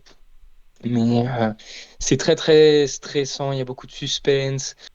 C'est Al Pacino au sommet de son art. C'est voilà, j'ai pas plus à dire. C'était vraiment trop bien quoi. Ok, j'avais jamais entendu parler de ce film-là. J'ai même pas été voir s'il y avait eu des nominations ou quoi, parce que Ouais, quatre nomination éventuelles. Golden Globe du meilleur acteur, Golden Globe de la meilleure actrice. C'est dans des seconds rôles. Ok. Euh, Moi, mais le synopsis me plaît, donc peut-être que j'irai voir ça. Mais j'en avais jamais entendu parler de L'Impasse. Ça, par contre, ça fait très film des années 90, le titre. ouais. L'Impasse. Ok. Ma cinquième position, c'est un film qui est sorti ce mois-ci également. Un film qui était évidemment très attendu. J'ai mis Barbie en Ah ok. cinquième position. Euh, alors évidemment, je vais pas en parler 3 heures non plus, puisque voilà, tout le monde en a entendu parler. Ryan Gosling, Margot Robbie, et puis beaucoup d'invités dans le cast secondaire. Et finalement, ben, là où on s'attendait, enfin on savait pas à quoi s'attendre avec Barbie, et ben on est allé vraiment dans une pure comédie. Et une comédie très réussie, c'était vraiment très très drôle. Évidemment réalisé par Greta Gerwig, pardon. Moi j'ai trouvé le film vraiment très drôle, très intelligent aussi dans ce qu'il a voulu faire, dans son humour. Euh, voilà, moi Ryan Gosling qui dit c'est quoi ton métier, plage. Enfin voilà, moi ça me suffit. Euh, Beaucoup donc effectivement aussi beaucoup d'acteurs de Sex Education, hein. Emma Ouais. McKee, Nkutu Shooty Gatwa. Magawa. Shooty, ils disent, je crois. Comment t'as dit? Shooty, ils disent. Quand j'entends des interviews, ils l'appellent comme ça. Shooty. Ouais, je sais pas pourquoi. C'est un chien le bail. Écoute, je pose pas de questions, je sais pas. Ouais, Connor Swindles aussi de Sex Education qui a un rôle assez marrant. Will Ferrell aussi qui était très gaulerie. John Cena qui fait un petit caméo. Donc ouais, un beau cas de Dua Lipa aussi, évidemment. Ouais. Mais c'est évidemment Margot Robbie et Ryan Gosling qui ont la tête d'affiche. Je trouve que le film est vraiment réussi. Évidemment, la production design est absolument fabuleuse. Je pense que l'Oscar de production design ira à Barbie, et j'espère. Parce que avoir refait tous ces décors Bah après, attends, il y a quand même des putains de films qui vont arriver, hein. en production design, tu vois un truc au-dessus de Barbie? Moi, je pense que c'est Bah, impossible. Napoléon, Non, c'est Dune. impossible. Pour moi, c'est impossible d'aller chercher Barbie en production design. Le travail qui est fait sur les décors, je sais pas, ils ont vraiment réussi à donner une esthétisme au film aussi, ça m'a plu. Donner une esthétisme au film euh, très, je sais pas comment exprimer ça, mais très pâte à modeler limite, tout en gardant le truc réaliste. Hmm. J'ai trouvé que c'était vraiment très très fort ce qu'ils ont fait. Euh, Et ce qui est très très fort aussi, c'est les performances de Margot Robbie et Ryan Gosling. Alors moi je suis pas le plus grand fan de Ryan Gosling, mais je le trouve très bon dans le film. Et on parle beaucoup d'une nomination aux Oscars pour Ryan Gosling. Moi je la donnerais pas spécialement à Ryan Gosling cette nomination aux Oscars. Je pense par contre que Margot Robbie la mérite amplement parce Bah, les qu'elle deux, tant est... qu'à faire. Ouais ouais mais tu vois Gosling s'il y est pas ça me choquerait pas. Ah ouais? Je pense qu'il y sera, mais enfin, je trouve qu'il fait un truc assez basique. Euh, Alors que à côté, Margot Robbie, on va avoir une vraie palette de tout ce qu'elle sait faire. On va la voir pleurer, on va la voir émue, on va la voir faire de l'humour et le faire très bien. Moi, le Barbie, donc voilà, le personnage de Margot Robbie, m'a fait pleurer de rire. Euh, donc j'ai vraiment, vraiment espoir que Margot Robbie, pour l'instant, pour moi, c'est elle qui doit aller chercher l'Oscar, ou alors j'ai mauvaise mémoire. Mais voilà, comme ça, là, en réfléchissant pas trop, je vois pas qui d'autre pourrait aller prendre l'Oscar à Margot Robbie pour meilleure actrice dans un premier Ouais. rôle. Euh, donc ouais, moi c'est surtout ça qui m'a plu. Je dirais c'est la performance de Margot Robbie, c'est les décors, voilà que j'ai vraiment beaucoup aimé. Ce que j'ai moins aimé, c'est les personnages de la mère et la fille qu'on ramène du vrai monde. Ouais. Bon, j'ai trouvé ça un peu too much et pas très intéressant. Mais par contre, j'ai beaucoup aimé les chorégraphies aussi, la musique. Ouais. La musique m'a beaucoup plu, les décors, les performances des acteurs. Et l'humour. Je trouve que l'humour était vraiment drôle, quoi. Et ça fait du Mm. bien d'avoir une comédie drôle parce que c'est trop rare. Et là, c'était vraiment drôle, quoi. Quand on brise le quatrième mur et qu'on dit cette description n'est pas Oui. adéquate avec celle avec Margot Robbie, j'ai trouvé ça vraiment génial. Euh, voilà, Ryan Gosling qui découvre le Le patriarcat. patriarcat, c'était très très drôle. Donc non, moi ça m'a beaucoup plu. J'ai trouvé ça vraiment drôle et je pense que euh, Greta Gerwig aurait pas pu faire non plus si mieux que ça. Mais j'ai vu des trucs sur Twitter qui disaient que ça aurait été incroyable en comédie musicale. Et j'avoue que ça aurait été banger. Ouais, je pense que ça aurait pu, ouais, qu'il y ait encore plus de musique, c'est vrai que ça aurait pu être cool. Parce que la scène de la Corée, là, au début, Elle est trop bien, où ils dansent tous, là, et avec Ryan Gosling à côté et tout, ça c'était incroyable. elle est trop cool. T'as un truc à dire toi sur Barbie? Non, non, je suis d'accord avec toi. Les personnages un peu relous, ouais, clairement la mère et la fille, qui en fait enlève le côté humour du film. Ouais, et puis très Qui... cliché. Ouais, Allez, ouais, allons je trouve. sauver Barbie. Bon après, bon Barbie cliché, voilà, forcément. Mais Oui, là, je parle plus de l'aspect euh, comment du scénario qui est vraiment ouais, cliché. ouais, non, je suis d'accord. Et si Will Ferrell aussi, moi qui. À chaque phrase, j'avais les larmes aux yeux, tellement il me faisait rire. Ok, pas parce qu'il t'a Mais ému, hein. oui, oui, voilà, j'ai précisé. Mais voilà, c'était très drôle. Donc voilà, évidemment, Barbie, la moitié de Barbenheimer qui était évidemment très attendu toute l'année. Tu reviendras tout à l'heure sur Oppenheimer. Quelle est ta, Ouais. je sais même plus, cinquième Cinquième. position? Cinquième position, c'est la première série dont on parle là aujourd'hui, je crois. Non, t'as Non? parlé Ah non, de j'avais parlé. Secret Invasion. Ouais. Donc Your Honor, il y a deux saisons. C'est sorti la première saison en 2020 et la deuxième cette année ou en fin d'année dernière. C'est avec le GOAT Bryan Cranston, pardon. Et ensuite, c'est des acteurs assez secondaires, à part Marc Margolis qui revient. Ça, j'ai adoré. Qui est donc, j'ai plus le nom avec sa sonnette dans Breaking Bad. Et donc de revoir Cranston face à Marc Margolis, c'est quand même toujours kiffant. Et après, là, je regarde le reste du cast. Il y a des mecs un peu connus. Bah, il y a Lamar Johnson qui joue dans Last of Us.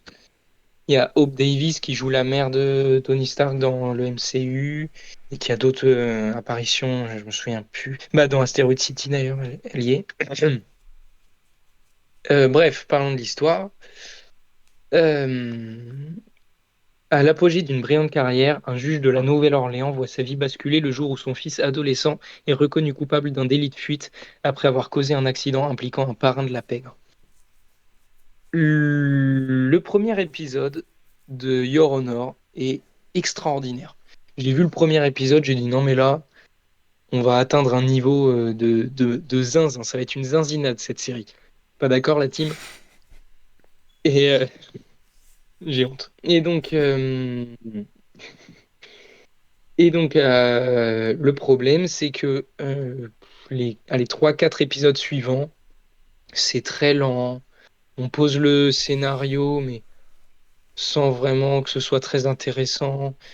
Ça tease plus la fin de saison, en fait, et ça perd du temps dans des trucs assez futiles. Et par contre, du coup, les 5 derniers épisodes de la saison sont, donc de la première saison, sont géniaux, enfin, vraiment dignes d'une très très grande série. Et la deuxième saison, c'est exactement la même chose. Les 5 premiers épisodes, donc là, il n'y a même pas le premier épisode qui est génial, genre, les 5 premiers épisodes sont ok, sympa. Et les 5 derniers, incroyables. Du coup, en fait, tu as 20 épisodes, tu en as 10 qui sont ok sans plus, et tu en as 10 qui sont extraordinaires. Du coup, c'est trop frustrant, mais voilà, c'est quand même très très très bien, je conseille évidemment.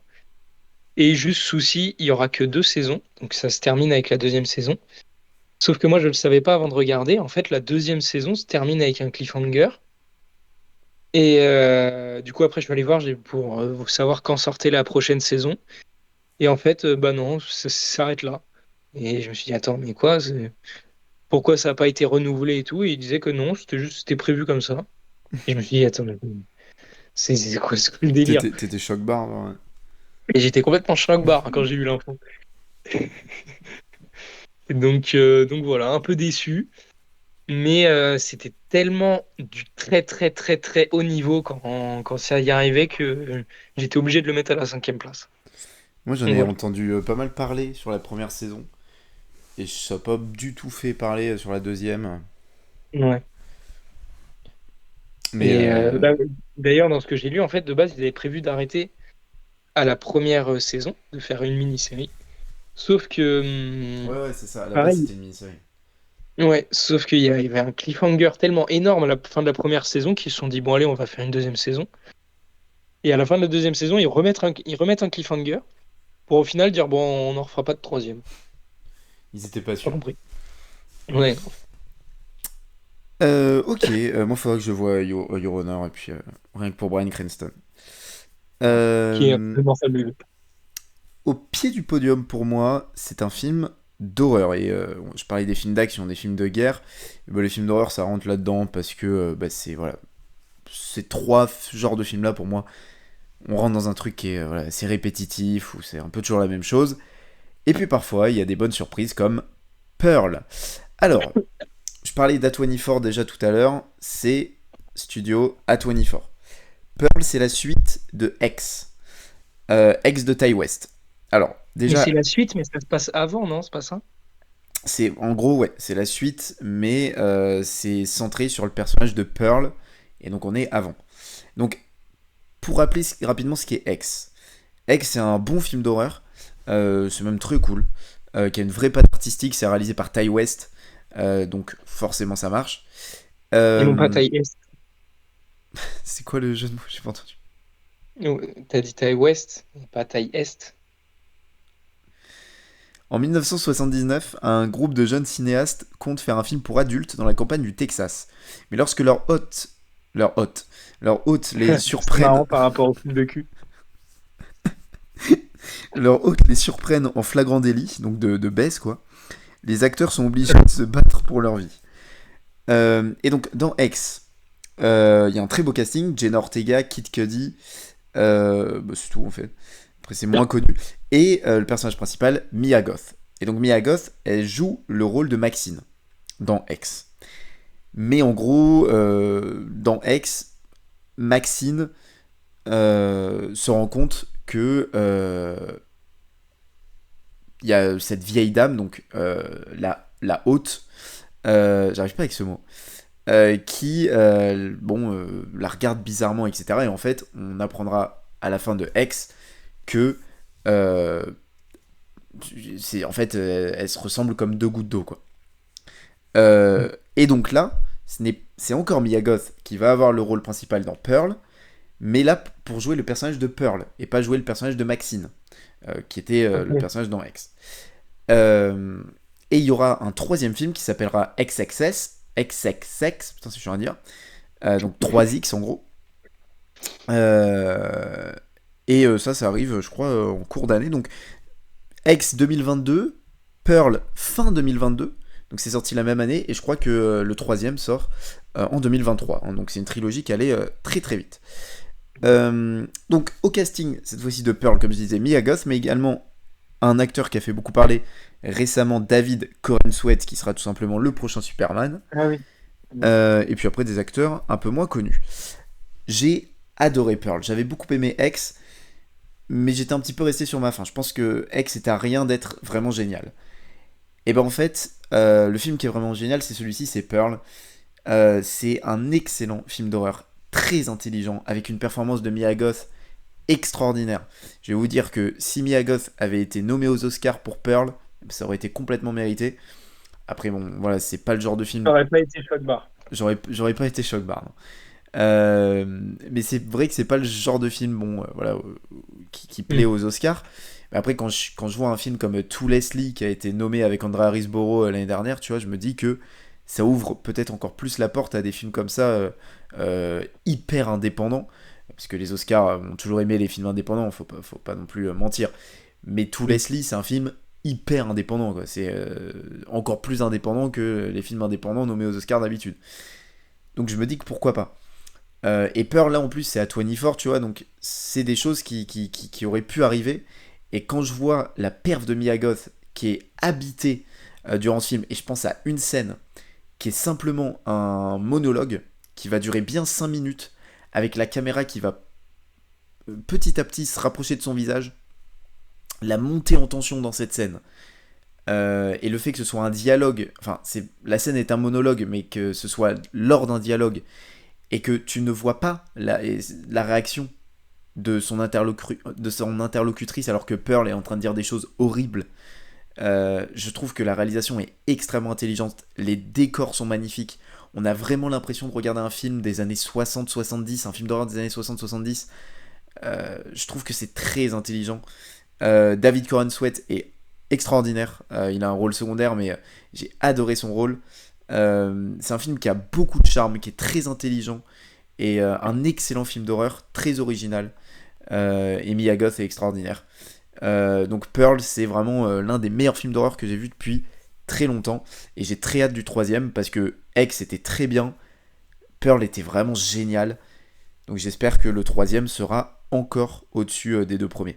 Donc allez voir Pearl parce que voilà, surtout si vous aimez les films d'horreur, ça vaut encore plus le détour. Mais moi, justement, je déteste les films d'horreur de base, mais il y en a quand même que j'apprécie beaucoup. Après, ce que j'apprécie, c'est pas des films d'horreur. Enfin, c'est plus des thrillers horrifiques, enfin, genre Get Out, qui est absolument génial. Mais donc, ça, j'en avais entendu parler de ouf, là, de X et Pearl. Donc, je vais peut-être regarder, en vrai, parce que ça me donne envie. D'ailleurs, vous Même n'avez pas si. besoin de regarder X pour comprendre Pearl. Ok.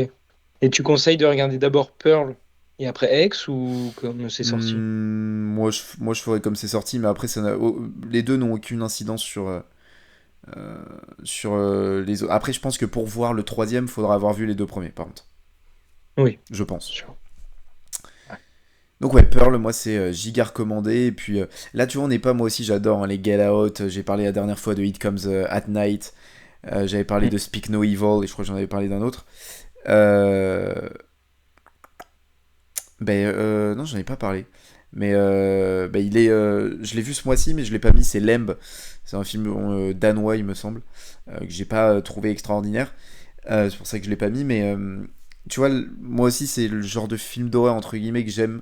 Mais là, Pearl, on est vraiment dans le film d'horreur pour le coup classique. Mais y a pas, on n'est pas là à nous mettre des jumpscares à la con. Non, c'est juste un film Ok, qui fait ouais. peur. Et Ok. qui fait peur parce que c'est une psychopathe quoi. Et c'est tout. Et voilà, on va pas nous faire chier avec des jumpscares de merde, de trucs de. Moi, c'est pour ça que j'aime pas les films d'horreur, c'est que je m'attends à tout à chaque fois. Et c'est fatigant quoi. Et un Mm. film d'horreur comme Pearl, ça fait du bien quoi. Vraiment. C'est de l'horreur par les personnages, par les décors, par les situations. Voilà, c'est bien. Pearl, c'était super. Mm. Qui est au pied du podium chez toi? Moi, c'est un film pas biopic, mais inspiré de faits réels. Donc, c'est l'histoire, ça s'appelle Rush, c'est l'histoire au début des années 70 sur les circuits de Formule 3. James Hunt pilote une Lotus nerveuse et vit comme si chaque jour était le dernier. Une Lotus Un jour nerveuse. sur le... Oui, c'est le synopsis, écoute. Un jour sur le circuit de Crystal Palace, pas le club de Première Ligue, il se frotte à l'Autrichien Niki Lauda. Hunt et Lauda dominent nettement leurs concurrents et les deux pilotes se lancent dans un âpre duel duquel James Hunt sort vainqueur. Bientôt, l'ambitieux Niki Lauda intègre une écurie de Formule 1. En fait, c'est l'histoire donc de la rivalité entre Niki Lauda et James Hunt, qui sont donc interprétés respectivement par Daniel Brühl pour Niki Lauda et Chris Hemsworth pour James Hunt. Et donc, c'est l'histoire de d'une rivalité très très connue dans le monde de la Formule 1. Donc ça, on a un ami commun avec Ryan, qui je pense qui ferait le film. Donc dans les années 70, pendant peut-être 5-10 ans, il y a eu vraiment une rivalité entre les deux où c'était à chaque course, c'était un des deux qui gagnait. Donc après, il y a eu une vraie concurrence même personnelle, etc. C'est réalisé par Ron Howard, donc je sais pas ce qu'il a réalisé d'autre, faudra que j'aille voir après. Il y a eu quand même pas mal de nominations. La musique, c'est Hans Zimmer. D'ailleurs, il y a une musique qui est la dernière grosse musique du film pendant le climax, qui est très très connue, qui a même été oscarisée, je crois, qui s'appelle Lost But One. Et cette scène-là est absolument dingue. Enfin, la tension, la mise en scène, la musique, c'est absolument génial. La relation entre les deux, elle est hyper complexe, mais en même temps hyper naturelle. L'alchimie entre Daniel Brühl et Chris Hemsworth marche vraiment très très bien. Les deux acteurs sont super. Moi, j'adore Daniel Brühl. Je trouve que c'est un acteur ultra sous-coté. Il joue d'ailleurs dans À l'Ouest rien de nouveau, qui a eu je sais pas combien de nominations aussi là, cette année aux Oscars. Donc ça, c'est vraiment un acteur trop sous-coté que j'adore. Et Chris Hemsworth, qui donc s'éloigne. Bon là, c'était au début de Marvel, mais qui fait un rôle très loin de Thor. Et donc on aime toujours. Et donc voilà, c'est un super film qui retrace la vie de ces deux hommes, dans leurs bons comme dans leurs mauvais moments. Et voilà, c'était vraiment super bien. Moi, j'étais tombé, c'est pas le genre de film qui me donne très envie, mais quand je vois le réal, il a quand même réalisé Le Grinch, Un homme d'exception, De l'ombre à la lumière, donc Cinderella Man, Da Vinci Code. Ok. Donc ouais, il a une belle filmographie. Je regarde quoi d'autre, mais ouais, non, c'est... ok. Mais ouais, j'étais tombé sur ce film, et moi, ce qui m'avait complètement choc-barre, c'était la gueule de Chris Hemsworth. Avec les cheveux longs? Ouais, même blond, très blond, aux yeux bleus comme ça.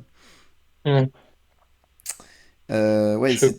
c'est c'est très bien noté d'ailleurs sur IMDb, c'est le 221e film sur Ouais, non, le. trop bien. Ok, Et en plus, il dure que 2 heures, donc toujours ouais, appréciable. le film est un peu rush quoi.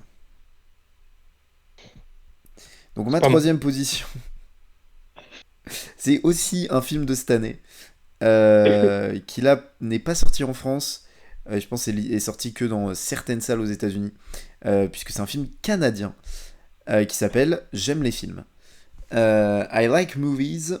Euh, Alors, c'est un petit film indépendant qui m'a beaucoup plu, réalisé par Chandler Levac, et si je dis pas de conneries, c'était son premier film. C'est bien ça.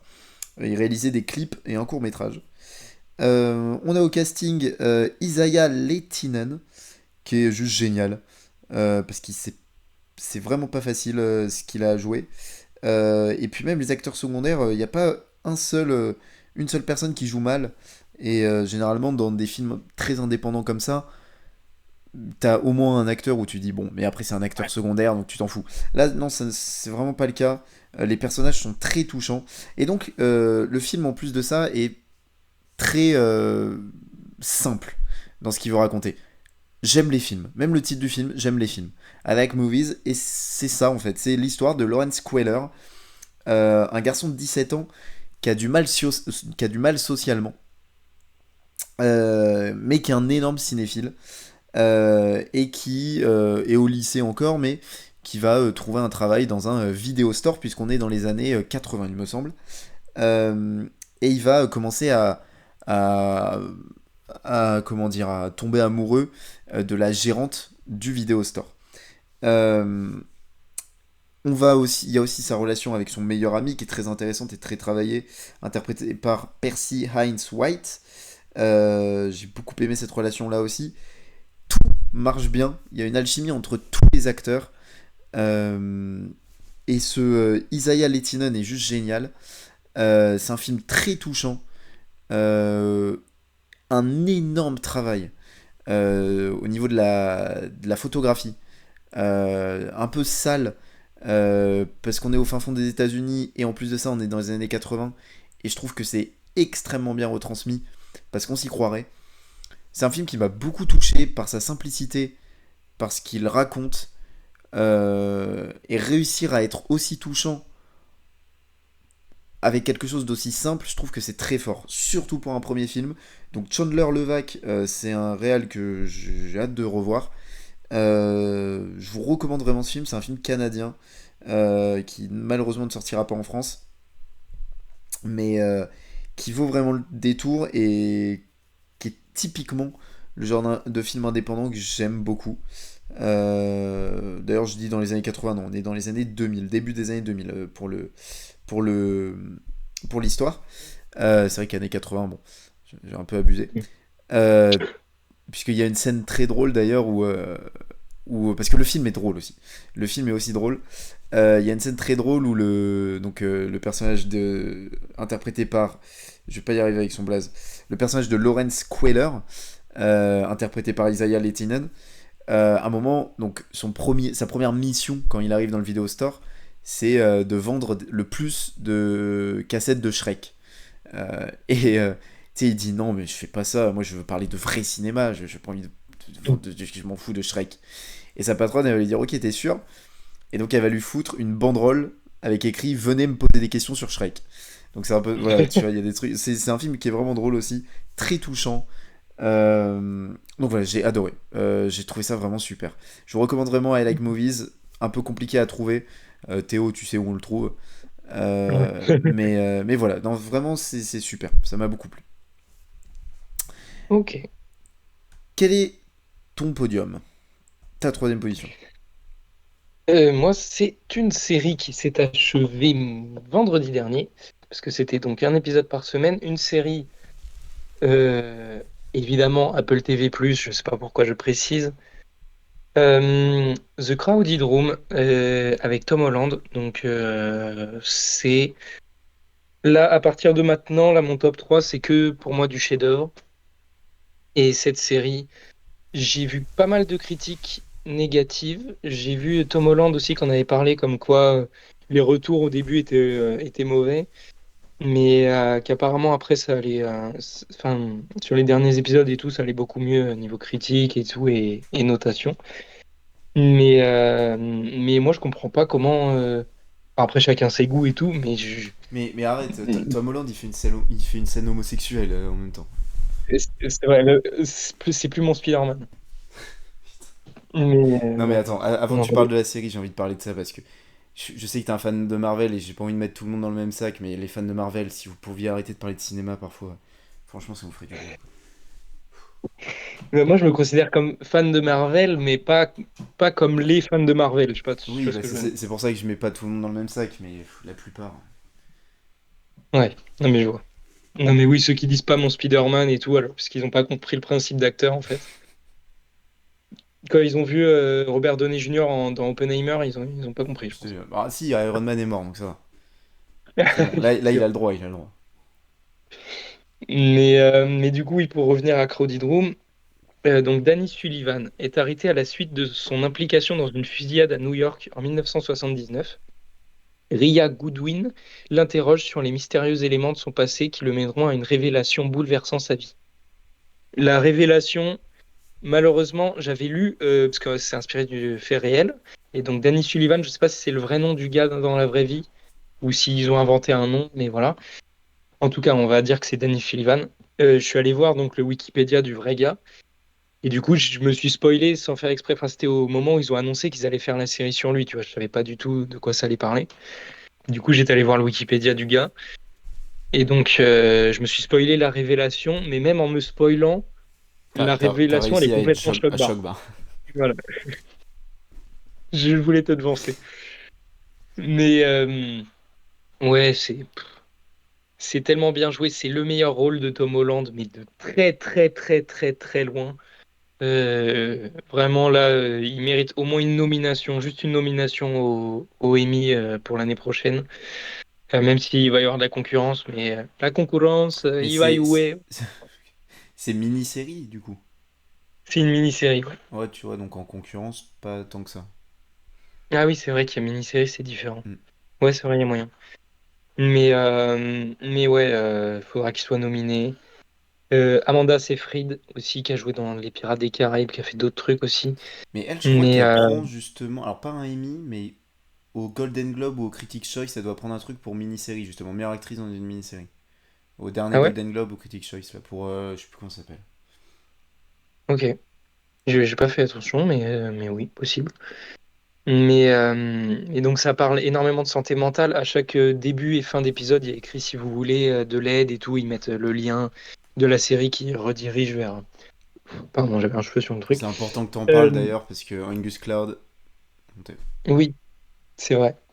Mais donc voilà, c'est important aussi. Je trouve que cette série, elle est importante à voir aussi si tu vas pas bien dans ta vie, si tu te poses plein de questions. C'est vraiment une série qui aborde la santé mentale largement, même si après, à partir de la révélation, justement, elle va euh, se préciser sur un sujet. Mais voilà, Tom Holland et même tous les personnages, mais Tom Holland est là 99% du temps à l'écran. Et il m'a touché. Il y en a qui disaient oui, il ça t'a doit être touché. sûrement des. C'est avec lui qu'il a fait la scène gay. Ça doit être les fans de Marvel dont on parlait juste avant qui disaient ça, mais qui disaient oui, Tom Holland, faut qu'il fasse des trucs avec plus d'ampleur et tout. Là même son rôle, il n'y a pas assez ouais, d'ampleur. Je me disais, mais Ouais, les gars, faut qu'il fasse Uncharted.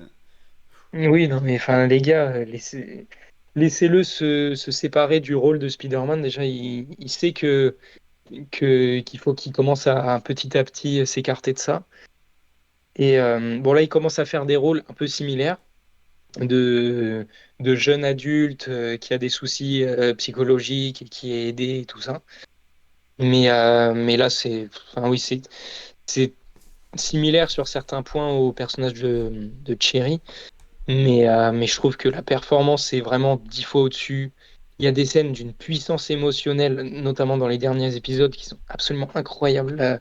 Le dernier épisode, je vais me le regarder, je crois, parce que j'avais les larmes aux yeux tellement c'était puissant dans les dialogues, dans ce que ça voulait raconter. Vraiment, cette série, elle Et est pas cette minimum. chérie. Oui, elle est très minimaliste, mais elle est tellement importante dans ce qu'elle aborde et pas Gaëtan Laborde, le joueur. Et mais voilà, c'est vraiment trop trop bien. Enfin, moi j'ai adoré. Et ceux qui disent que s'il n'y a pas assez d'ampleur, que c'est pas assez, voilà, bah, allez vous faire enculer. Voilà. Voilà. Moi, faut que je la regarde, je pense que je vais pas tarder.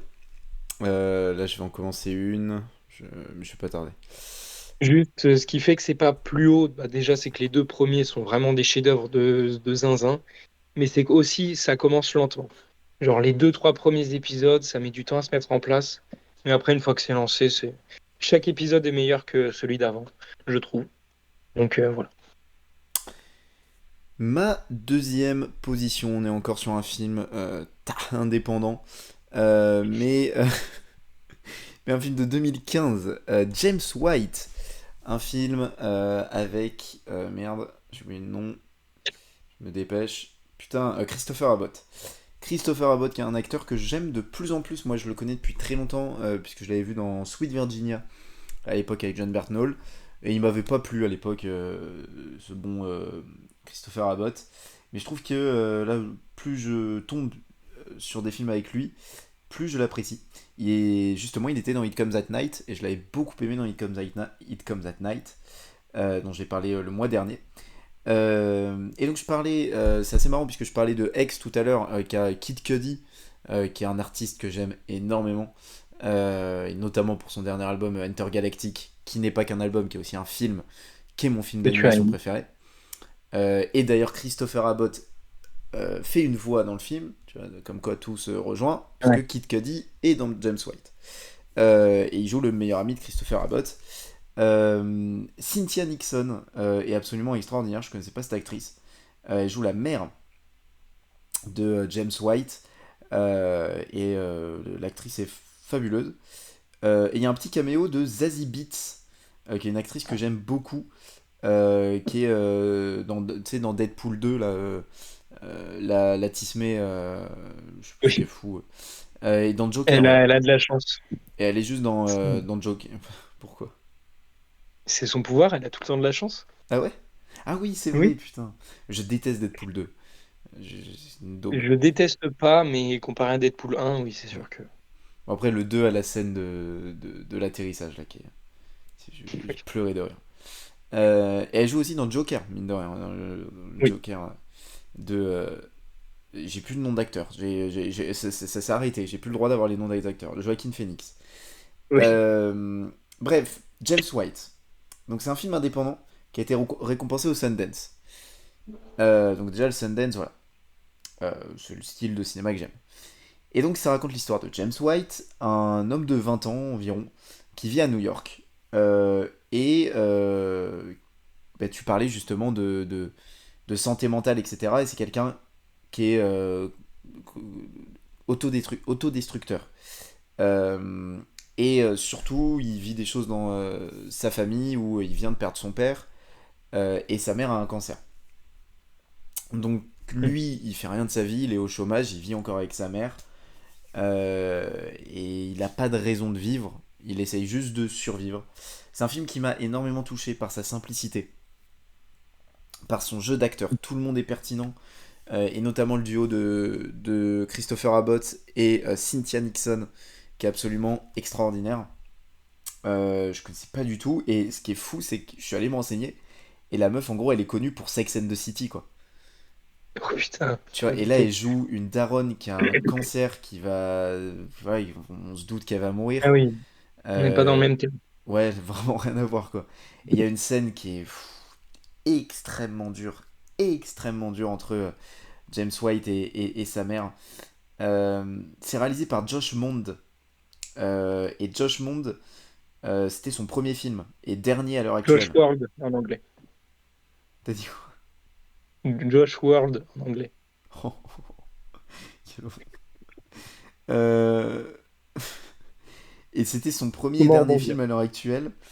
Euh, Et apparemment, il est sur d'autres projets, mais est-ce que. Parce que c'est pas un réal à la base. Ouais, il est producteur en fait à la base, ce monsieur. Donc bon. Et là, pardon, là, le film est vraiment très bien réalisé. C'est vraiment un excellent film. Je sais plus comment je suis tombé dessus. Mais merci quoi. Parce que c'est vraiment génial par sa simplicité.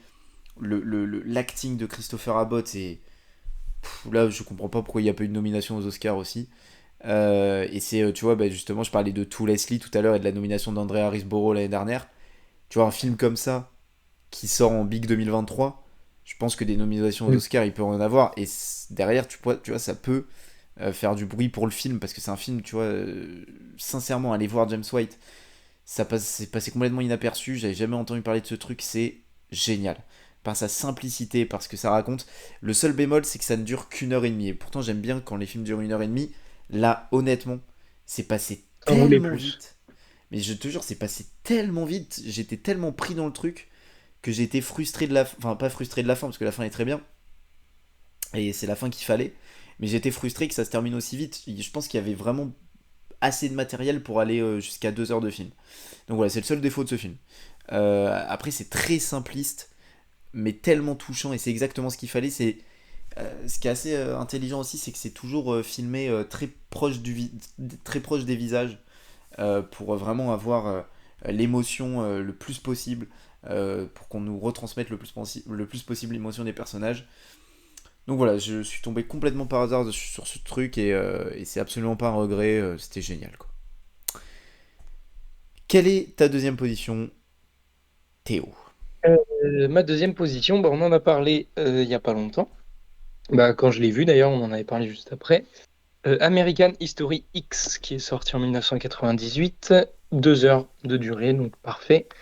C'est réalisé par Tony Kaye avec Edward Et pas Norton, Tony Khan, le président de Avec Fulham. Edward Furlong, Ethan Suplee, Feroza Balk, voilà tout ça. Mais surtout Edward Norton et Edward Furlong qui joue dans Terminator 2, pour ceux qui ont la ref. Euh, Énormément de nominations aux Oscars. Edward Norton n'a pas gagné l'Oscar du meilleur acteur. Ce n'est pas normal. Je sais plus qui a gagné cette année-là. Mais donc en 2000, vu que le film est sorti en 99. Ou alors peut-être en 99, parce qu'il est sorti en début d'année 99. Bon, je regarde après. Mais donc l'histoire, ce film tente d'expliquer l'origine du racisme et de l'extrémisme aux États-Unis. Il raconte l'histoire de Derek qui, voulant venger la mort de son père, abattu par un dealer noir, a épousé les thèses racistes d'un groupuscule de militants d'extrême droite et s'est mis au service de son leader, brutal théoricien prônant la suprématie de la race blanche. Ces théories le mèneront à commettre un double meurtre, entraînant son jeune frère, Danny, dans la spirale de la haine. C'est un chef-d'œuvre, hein, voilà. C'est extraordinaire. Il y a des scènes. Enfin, Edward Norton, on en parlait donc justement l'autre jour. Il est dans le très très très haut du panier des meilleurs acteurs de l'histoire, tout court. Le mec, enfin, en un an ou deux, il a enchaîné American History X et Fight Club, qui sont des performances ahurissantes. Et encore plus American History X, où il a des scènes. Toi, tu disais la scène du repas, la scène du double meurtre en noir et blanc, l'évolution du personnage, enfin, à quel point il arrive à être touchant, violent, à quel point on arrive à le haïr et l'aimer autant. Enfin, j'étais choc-barre complètement. À la fin du film, quand le film s'est terminé. Putain, la voix part en même temps. Quand le film s'est terminé, d'ailleurs, je t'ai envoyé direct un message. J'ai dit, mais je viens de me prendre une claque. Mais vraiment, c'était une dinguerie ce film. Donc, je ne peux que conseiller American History X, qui est un chef-d'œuvre du cinéma, clairement. Et voilà, qui peut faire évoluer les mentalités sur le sujet, notamment du racisme et tout ça. Et donc voilà, c'est un chef-d'œuvre. Moi, il est dans ma collecte. Non, j'adore ce film, c'est vraiment très très fort et notamment pour la perf d'Edward Norton, je pense que ça aurait pas été le même film sans lui. Je trouve que Mm. c'est un film extrêmement intelligent aussi et aussi, enfin, ce que j'aime c'est sa brutalité, ça, tu vois, j'aime Ouais, le fait qu'il n'y ait pas de lissage et de, parce que ça aurait été chiant quoi ouais, sinon. Là, totalement. c'est un film qui est brutal. Et du coup, celui qui gagne l'Oscar cette année-là, c'est Roberto Benigni pour La Vita è Bella. Ok, j'ai pas vu. Qu'il faut que je regarde, tiens, apparemment un chef-d'œuvre italien qu'il faut que je vois. Et ce qui me rend complètement choc-barre, c'est que Jim Carrey n'est pas nommé pour Truman Show, quoi. Mais non. Ed Harrisley pour Supporting Role, mais non, il y a Tom Hanks pour Il faut sauver le soldat Ryan. C'est à cause de ça que je m'appelle Ryan d'ailleurs. Nick Nolte pour Affliction et Ian McKellen pour Gods and Monsters. Et donc Edward Norton. Et il n'y a pas Jim Carrey pour Truman Show. D'ailleurs, Truman Show qui ne gagne même pas l'Oscar du meilleur screenplay, quoi. Alors que c'est le plus grand Mais ils ont même pas été nominés? nommé pour screenplay, si, mais pas, il le gagne Ah, pas. ok. Alors que c'est juste le plus grand screenplay de l'histoire du cinéma, si on me demande. Mais attends, je sais plus qui prend le screenplay. Mais je suis complètement choc-barre. Mais non, mais ça c'est extraordinaire et pour moi c'est la plus grande perf de la carrière d'Edward Norton, même si je l'adore dans Birdman aussi, où il est Ouais. absolument extraordinaire. Euh, ouais, c'est quoi qui prend c'est Shakespeare in Love Oh là. qui prend meilleur screenplay, quoi. Quelle honte. Qui est juste l'histoire de Shakespeare, quoi. Enfin bref. Qu'on avait vu au lycée, je me souviens. Ah ouais. Ouais, Avec qui? je crois. Ah oui, En avec français. Bibon. Ouais, Et exact. tu sais que ça prend Oscar du meilleur film.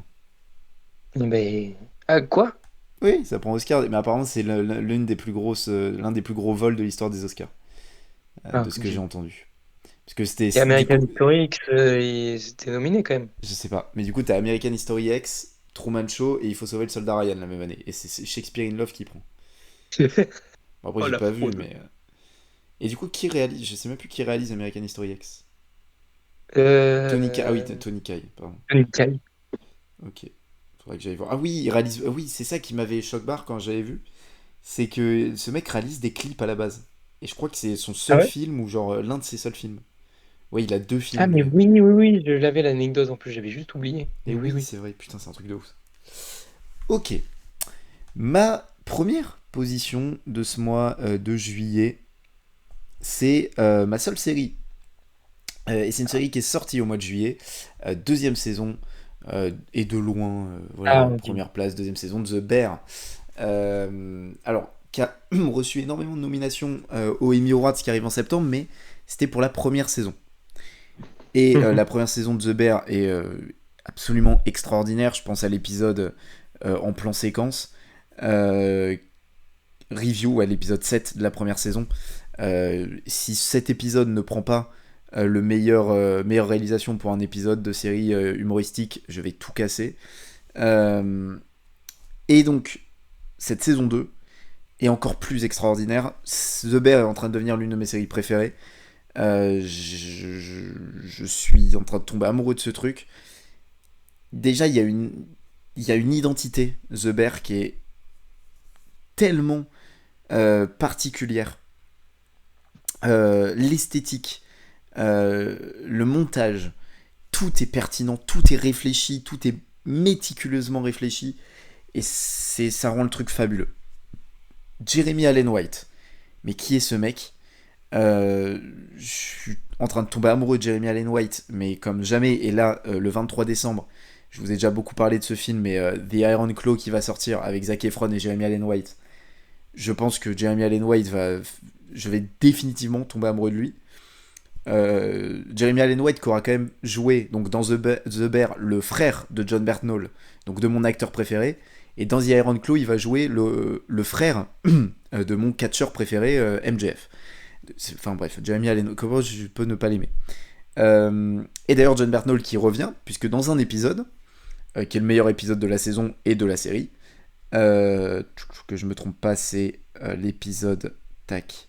L'épisode 6, Fishes. Donc, il y a un épisode flashback à une soirée de Noël où nous avons en guest John Berthnall, Jamie Lee Curtis et Bob Odenkirk. Pas Voilà. mal.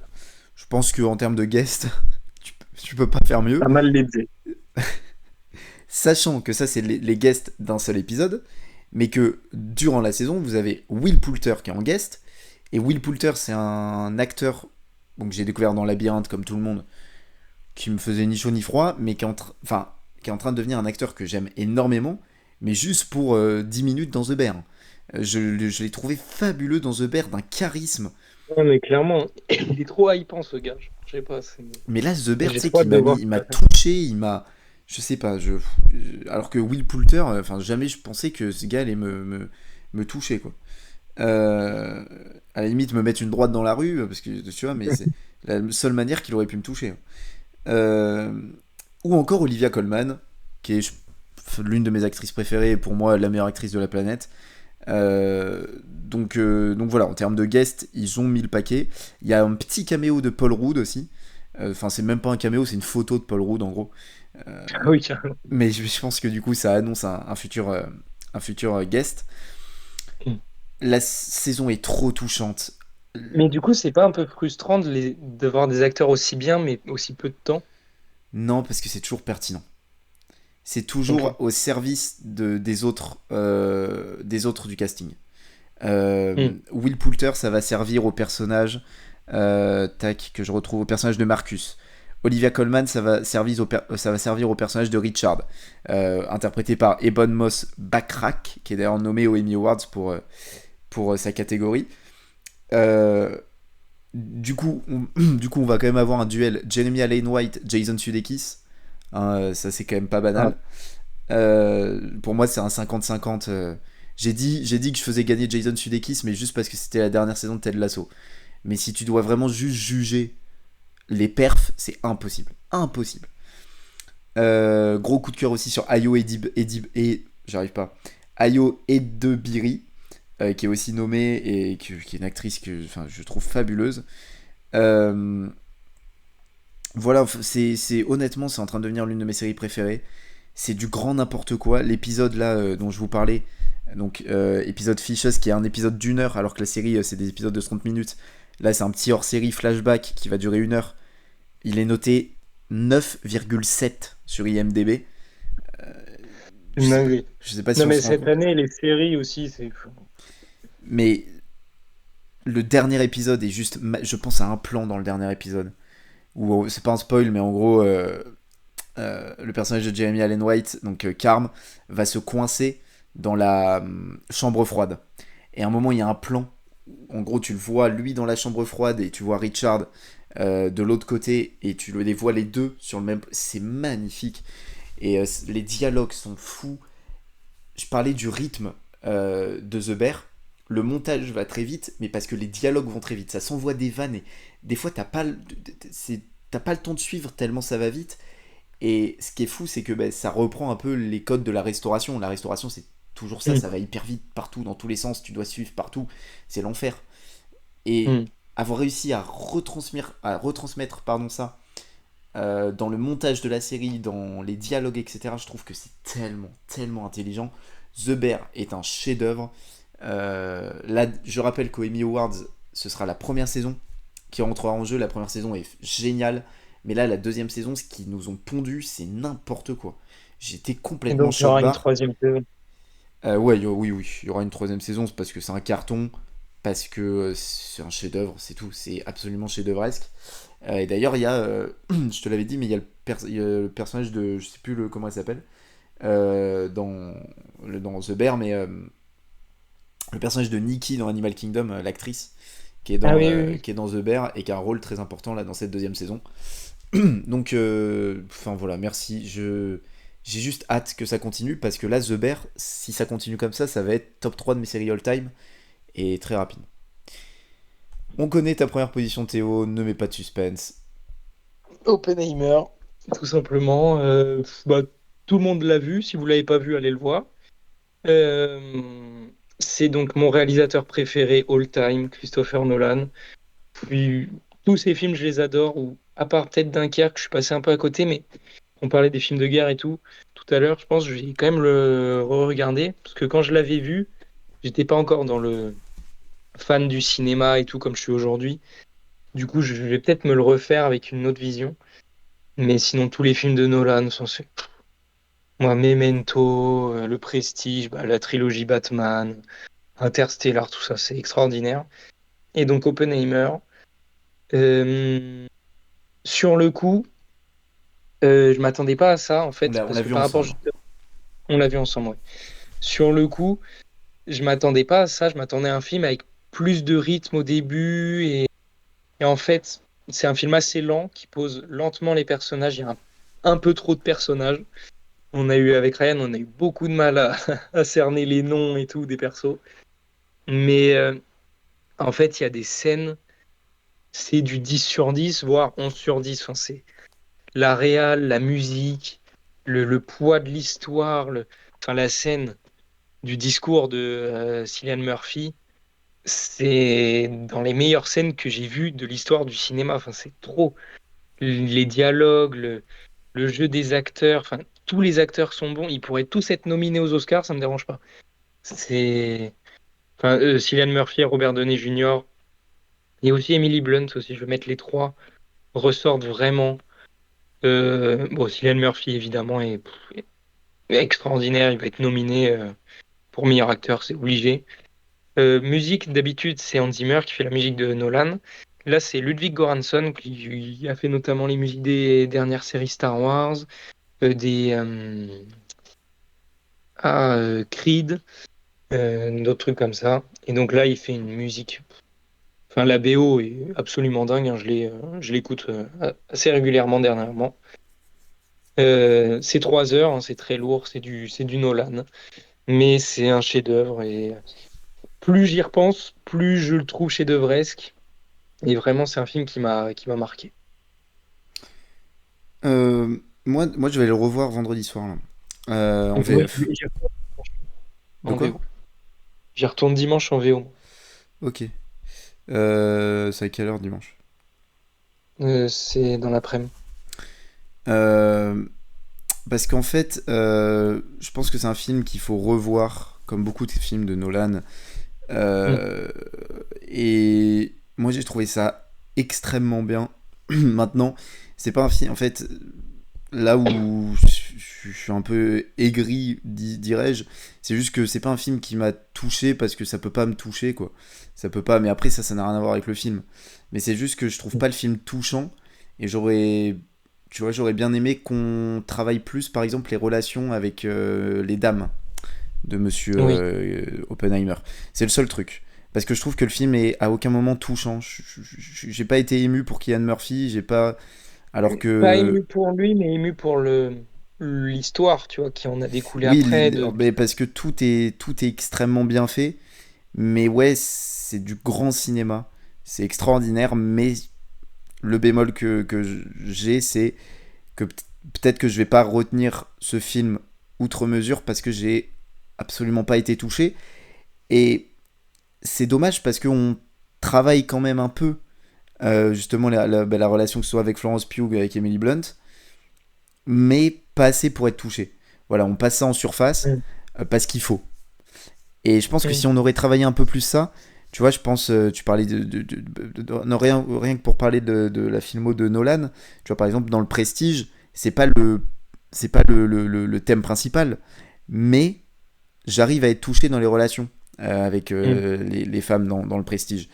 Et là, Oppenheimer, pour moi, c'est le gros manque d'Oppenheimer, c'est, voilà, j'ai pas réussi à être touché pour les personnages, j'ai juste vu Mm. du grand cinéma, mais j'avais plus l'impression de regarder un documentaire. Voilà, et j'aurais Donc, aimé être un peu plus touché. Maintenant, voilà, c'est extraordinaire. Et par contre, c'est un film qu'il faut, je pense, faut revoir, et c'est pour ça que je vais le revoir. mm. Parce que la première heure, qu'est-ce que c'est dur. Non pas que c'est gaze, mais c'est dur quoi de suivre. Il y a Ouais, ouais, beaucoup de c'est lourd. personnages et c'est pas agréable quoi. La première heure, elle est pas agréable, donc je pense qu'en revoyant le Après film, aussi, on avait des gens casse-couilles à côté de nous qui fait que la oui. première heure, c'est un peu chiant. Non mais frère, je te jure que eux, je vais retrouver leur adresse. Non mais frère, Mais le, le- quand je lui ai dit ferme ta gueule, il m'a quand même dit non mais je lui parle à elle. Mais gros fils de pute, ben, encore heureux, heureusement que tu me parles pas à moi. Mais on est où? Non mais frère, c'est c'est la pire excuse du non mais je 21e te siècle. jure. Non mais en mode, en mode j'allais dire ah oui autant pour moi. Mais- Euh, non mais voilà, du coup je vais aller le revoir, mais c'était vraiment exceptionnel et pour l'instant personne peut aller chercher Cillian Murphy, je pense. Pour Mm. l'Oscar, Robert Downey Jr. aura la nomination. Est-ce qu'il aura l'Oscar? Je suis moins pour Cillian Murphy. Enfin, même je me dis qui pourra aller le chercher quoi, mais qui peut le stopper quoi. Bah, moi, je me dis, frère, Joaquin Phoenix en Napoléon, les biopics et tout, historique, ils kiffent. Les gens, enfin, aux Oscars et tout. En plus, ça a l'air vraiment incroyable. DiCaprio avec Scorsese, ça va aussi être nominé. Donc, à voir, hein. T'y vas dimanche à 17h30, tu m'as dit? Je crois que c'est ça, ouais. T'y vas en VO ou en VF? C'est en VO. En VO c'est 10h30 ou 21h. Ah ouais? Ouais. Je sais plus alors. Mais Bon, je verrai. moi je vais y aller en VF, au moins ça fera un petit Ouais. changement. Mais ouais, moi c'est un film qu'il faut que je revoie quoi. Et puis surtout du coup maintenant là j'ai bien les personnages et tout, donc je serai pas là Mm. à galérer machin. J'ai un petit truc aussi, alors c'est pas sur Oppenheimer en lui-même, mais on parlait d'Asteroid City tout à l'heure, avec tous ces castings de zinzin. Moi j'ai peur que ça devienne trop courant, on sait que ce sera le cas pour Dune aussi. Euh, Mm. En fait, je pensais bien aimer, mais alors pour certains films ok, pour Asteroid City ça m'a pas dérangé. Là en fait, pour Oppenheimer, le truc c'est que tu galères avec les noms des persos, et du coup, toi, t'es juste en mode, ben, là c'est Matt Damon, là c'est Rami Oui, Malek, oui, là c'est Casey Affleck. Et en fait, moi, j'ai pas vu des personnages, j'ai vu les acteurs. Et oui, ok. c'est, tu vois, c'est un truc où je me dis, sur certains films, il y a pas de souci. Sur Asteroid City, par exemple, je pas trouvé ça dérangeant parce que bah, c'est pas un truc, c'est pas un biopic. Mais je pense que là, le fait que ce soit un biopic et le fait qu'il y ait autant de personnages et ou le fait aussi que les noms soient très importants dans Oppenheimer, il y a tellement de Mm. dialogues que les noms, tu dois les retenir. Et Mm. en fait, tu retiens pas les noms, tu dis, oh, c'est Casey Affleck, oh, c'est machin. Et pour des caméos de 5 minutes, je me dis, est-ce que c'est vraiment nécessaire d'avoir des restas comme ça? Ouais. Genre Gary Oldman, par exemple. Ouais, voilà, tu vois, des fois, bon, euh, enfin, Casey Affleck ou Rami Malek, tu mettais des mecs qu'on connaissait un peu moins, ça Mm. aurait rien changé, quoi. Tu vois, donc, Après, Rami Malek, vu qu'il a une grosse scène, à la limite, pourquoi pas, tu vois, de prendre un gros acteur. ouais, ouais, pourquoi pas, mais je dis, faire en tout cas un peu moins, tu vois. Parce que là, c'était Ouais. vraiment. Enfin, c'est vrai qu'on n'a pas parlé du casting, mais on peut rapidement revenir dessus. Donc, Cillian Murphy, évidemment, en rôle titre, Emily Blunt, Matt Damon, Robert Downey Jr., Jason Clarke, euh, Kenneth Branagh. Tu vois, j'avais même pas vu Kenneth Branagh. Je ne l'avais même pas vu. J'ai vu. Moi, je Euh, l'ai vu, mais je l'ai vu.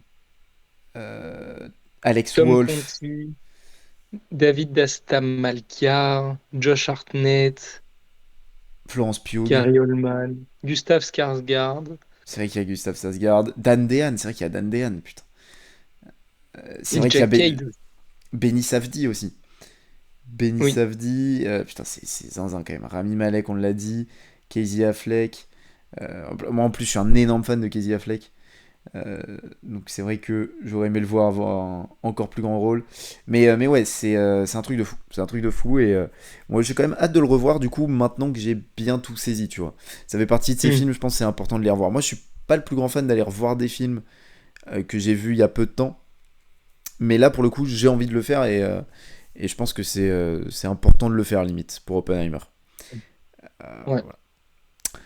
oui, Voilà, oui. c'était le mois en tout cas de Barbenheimer. T'as mis Oppenheimer premier. Bon, moi, du coup, je l'ai pas mis dans mon classement parce que bah, j'avais pris Barbie et puis voilà, on n'allait pas Ouais. reparler deux fois du même film. Mais voilà, c'était le mois de juillet qui était très attendu évidemment pour Barbenheimer. Et ben nous, on se retrouvera le mois prochain pour un nouveau top 10. Euh, Février, on est en mars. Là, il y a Yannick qui est sorti aujourd'hui de Quentin Dupieux. Ah oui, J'ai pas mal parlé de gratuit Quentin pour tous Dupieux. les Yannick de Vous, France. vous là, je m'appelle Yannick. Mais ouais, je sais pas trop ce qui sort en ce mois de d'août.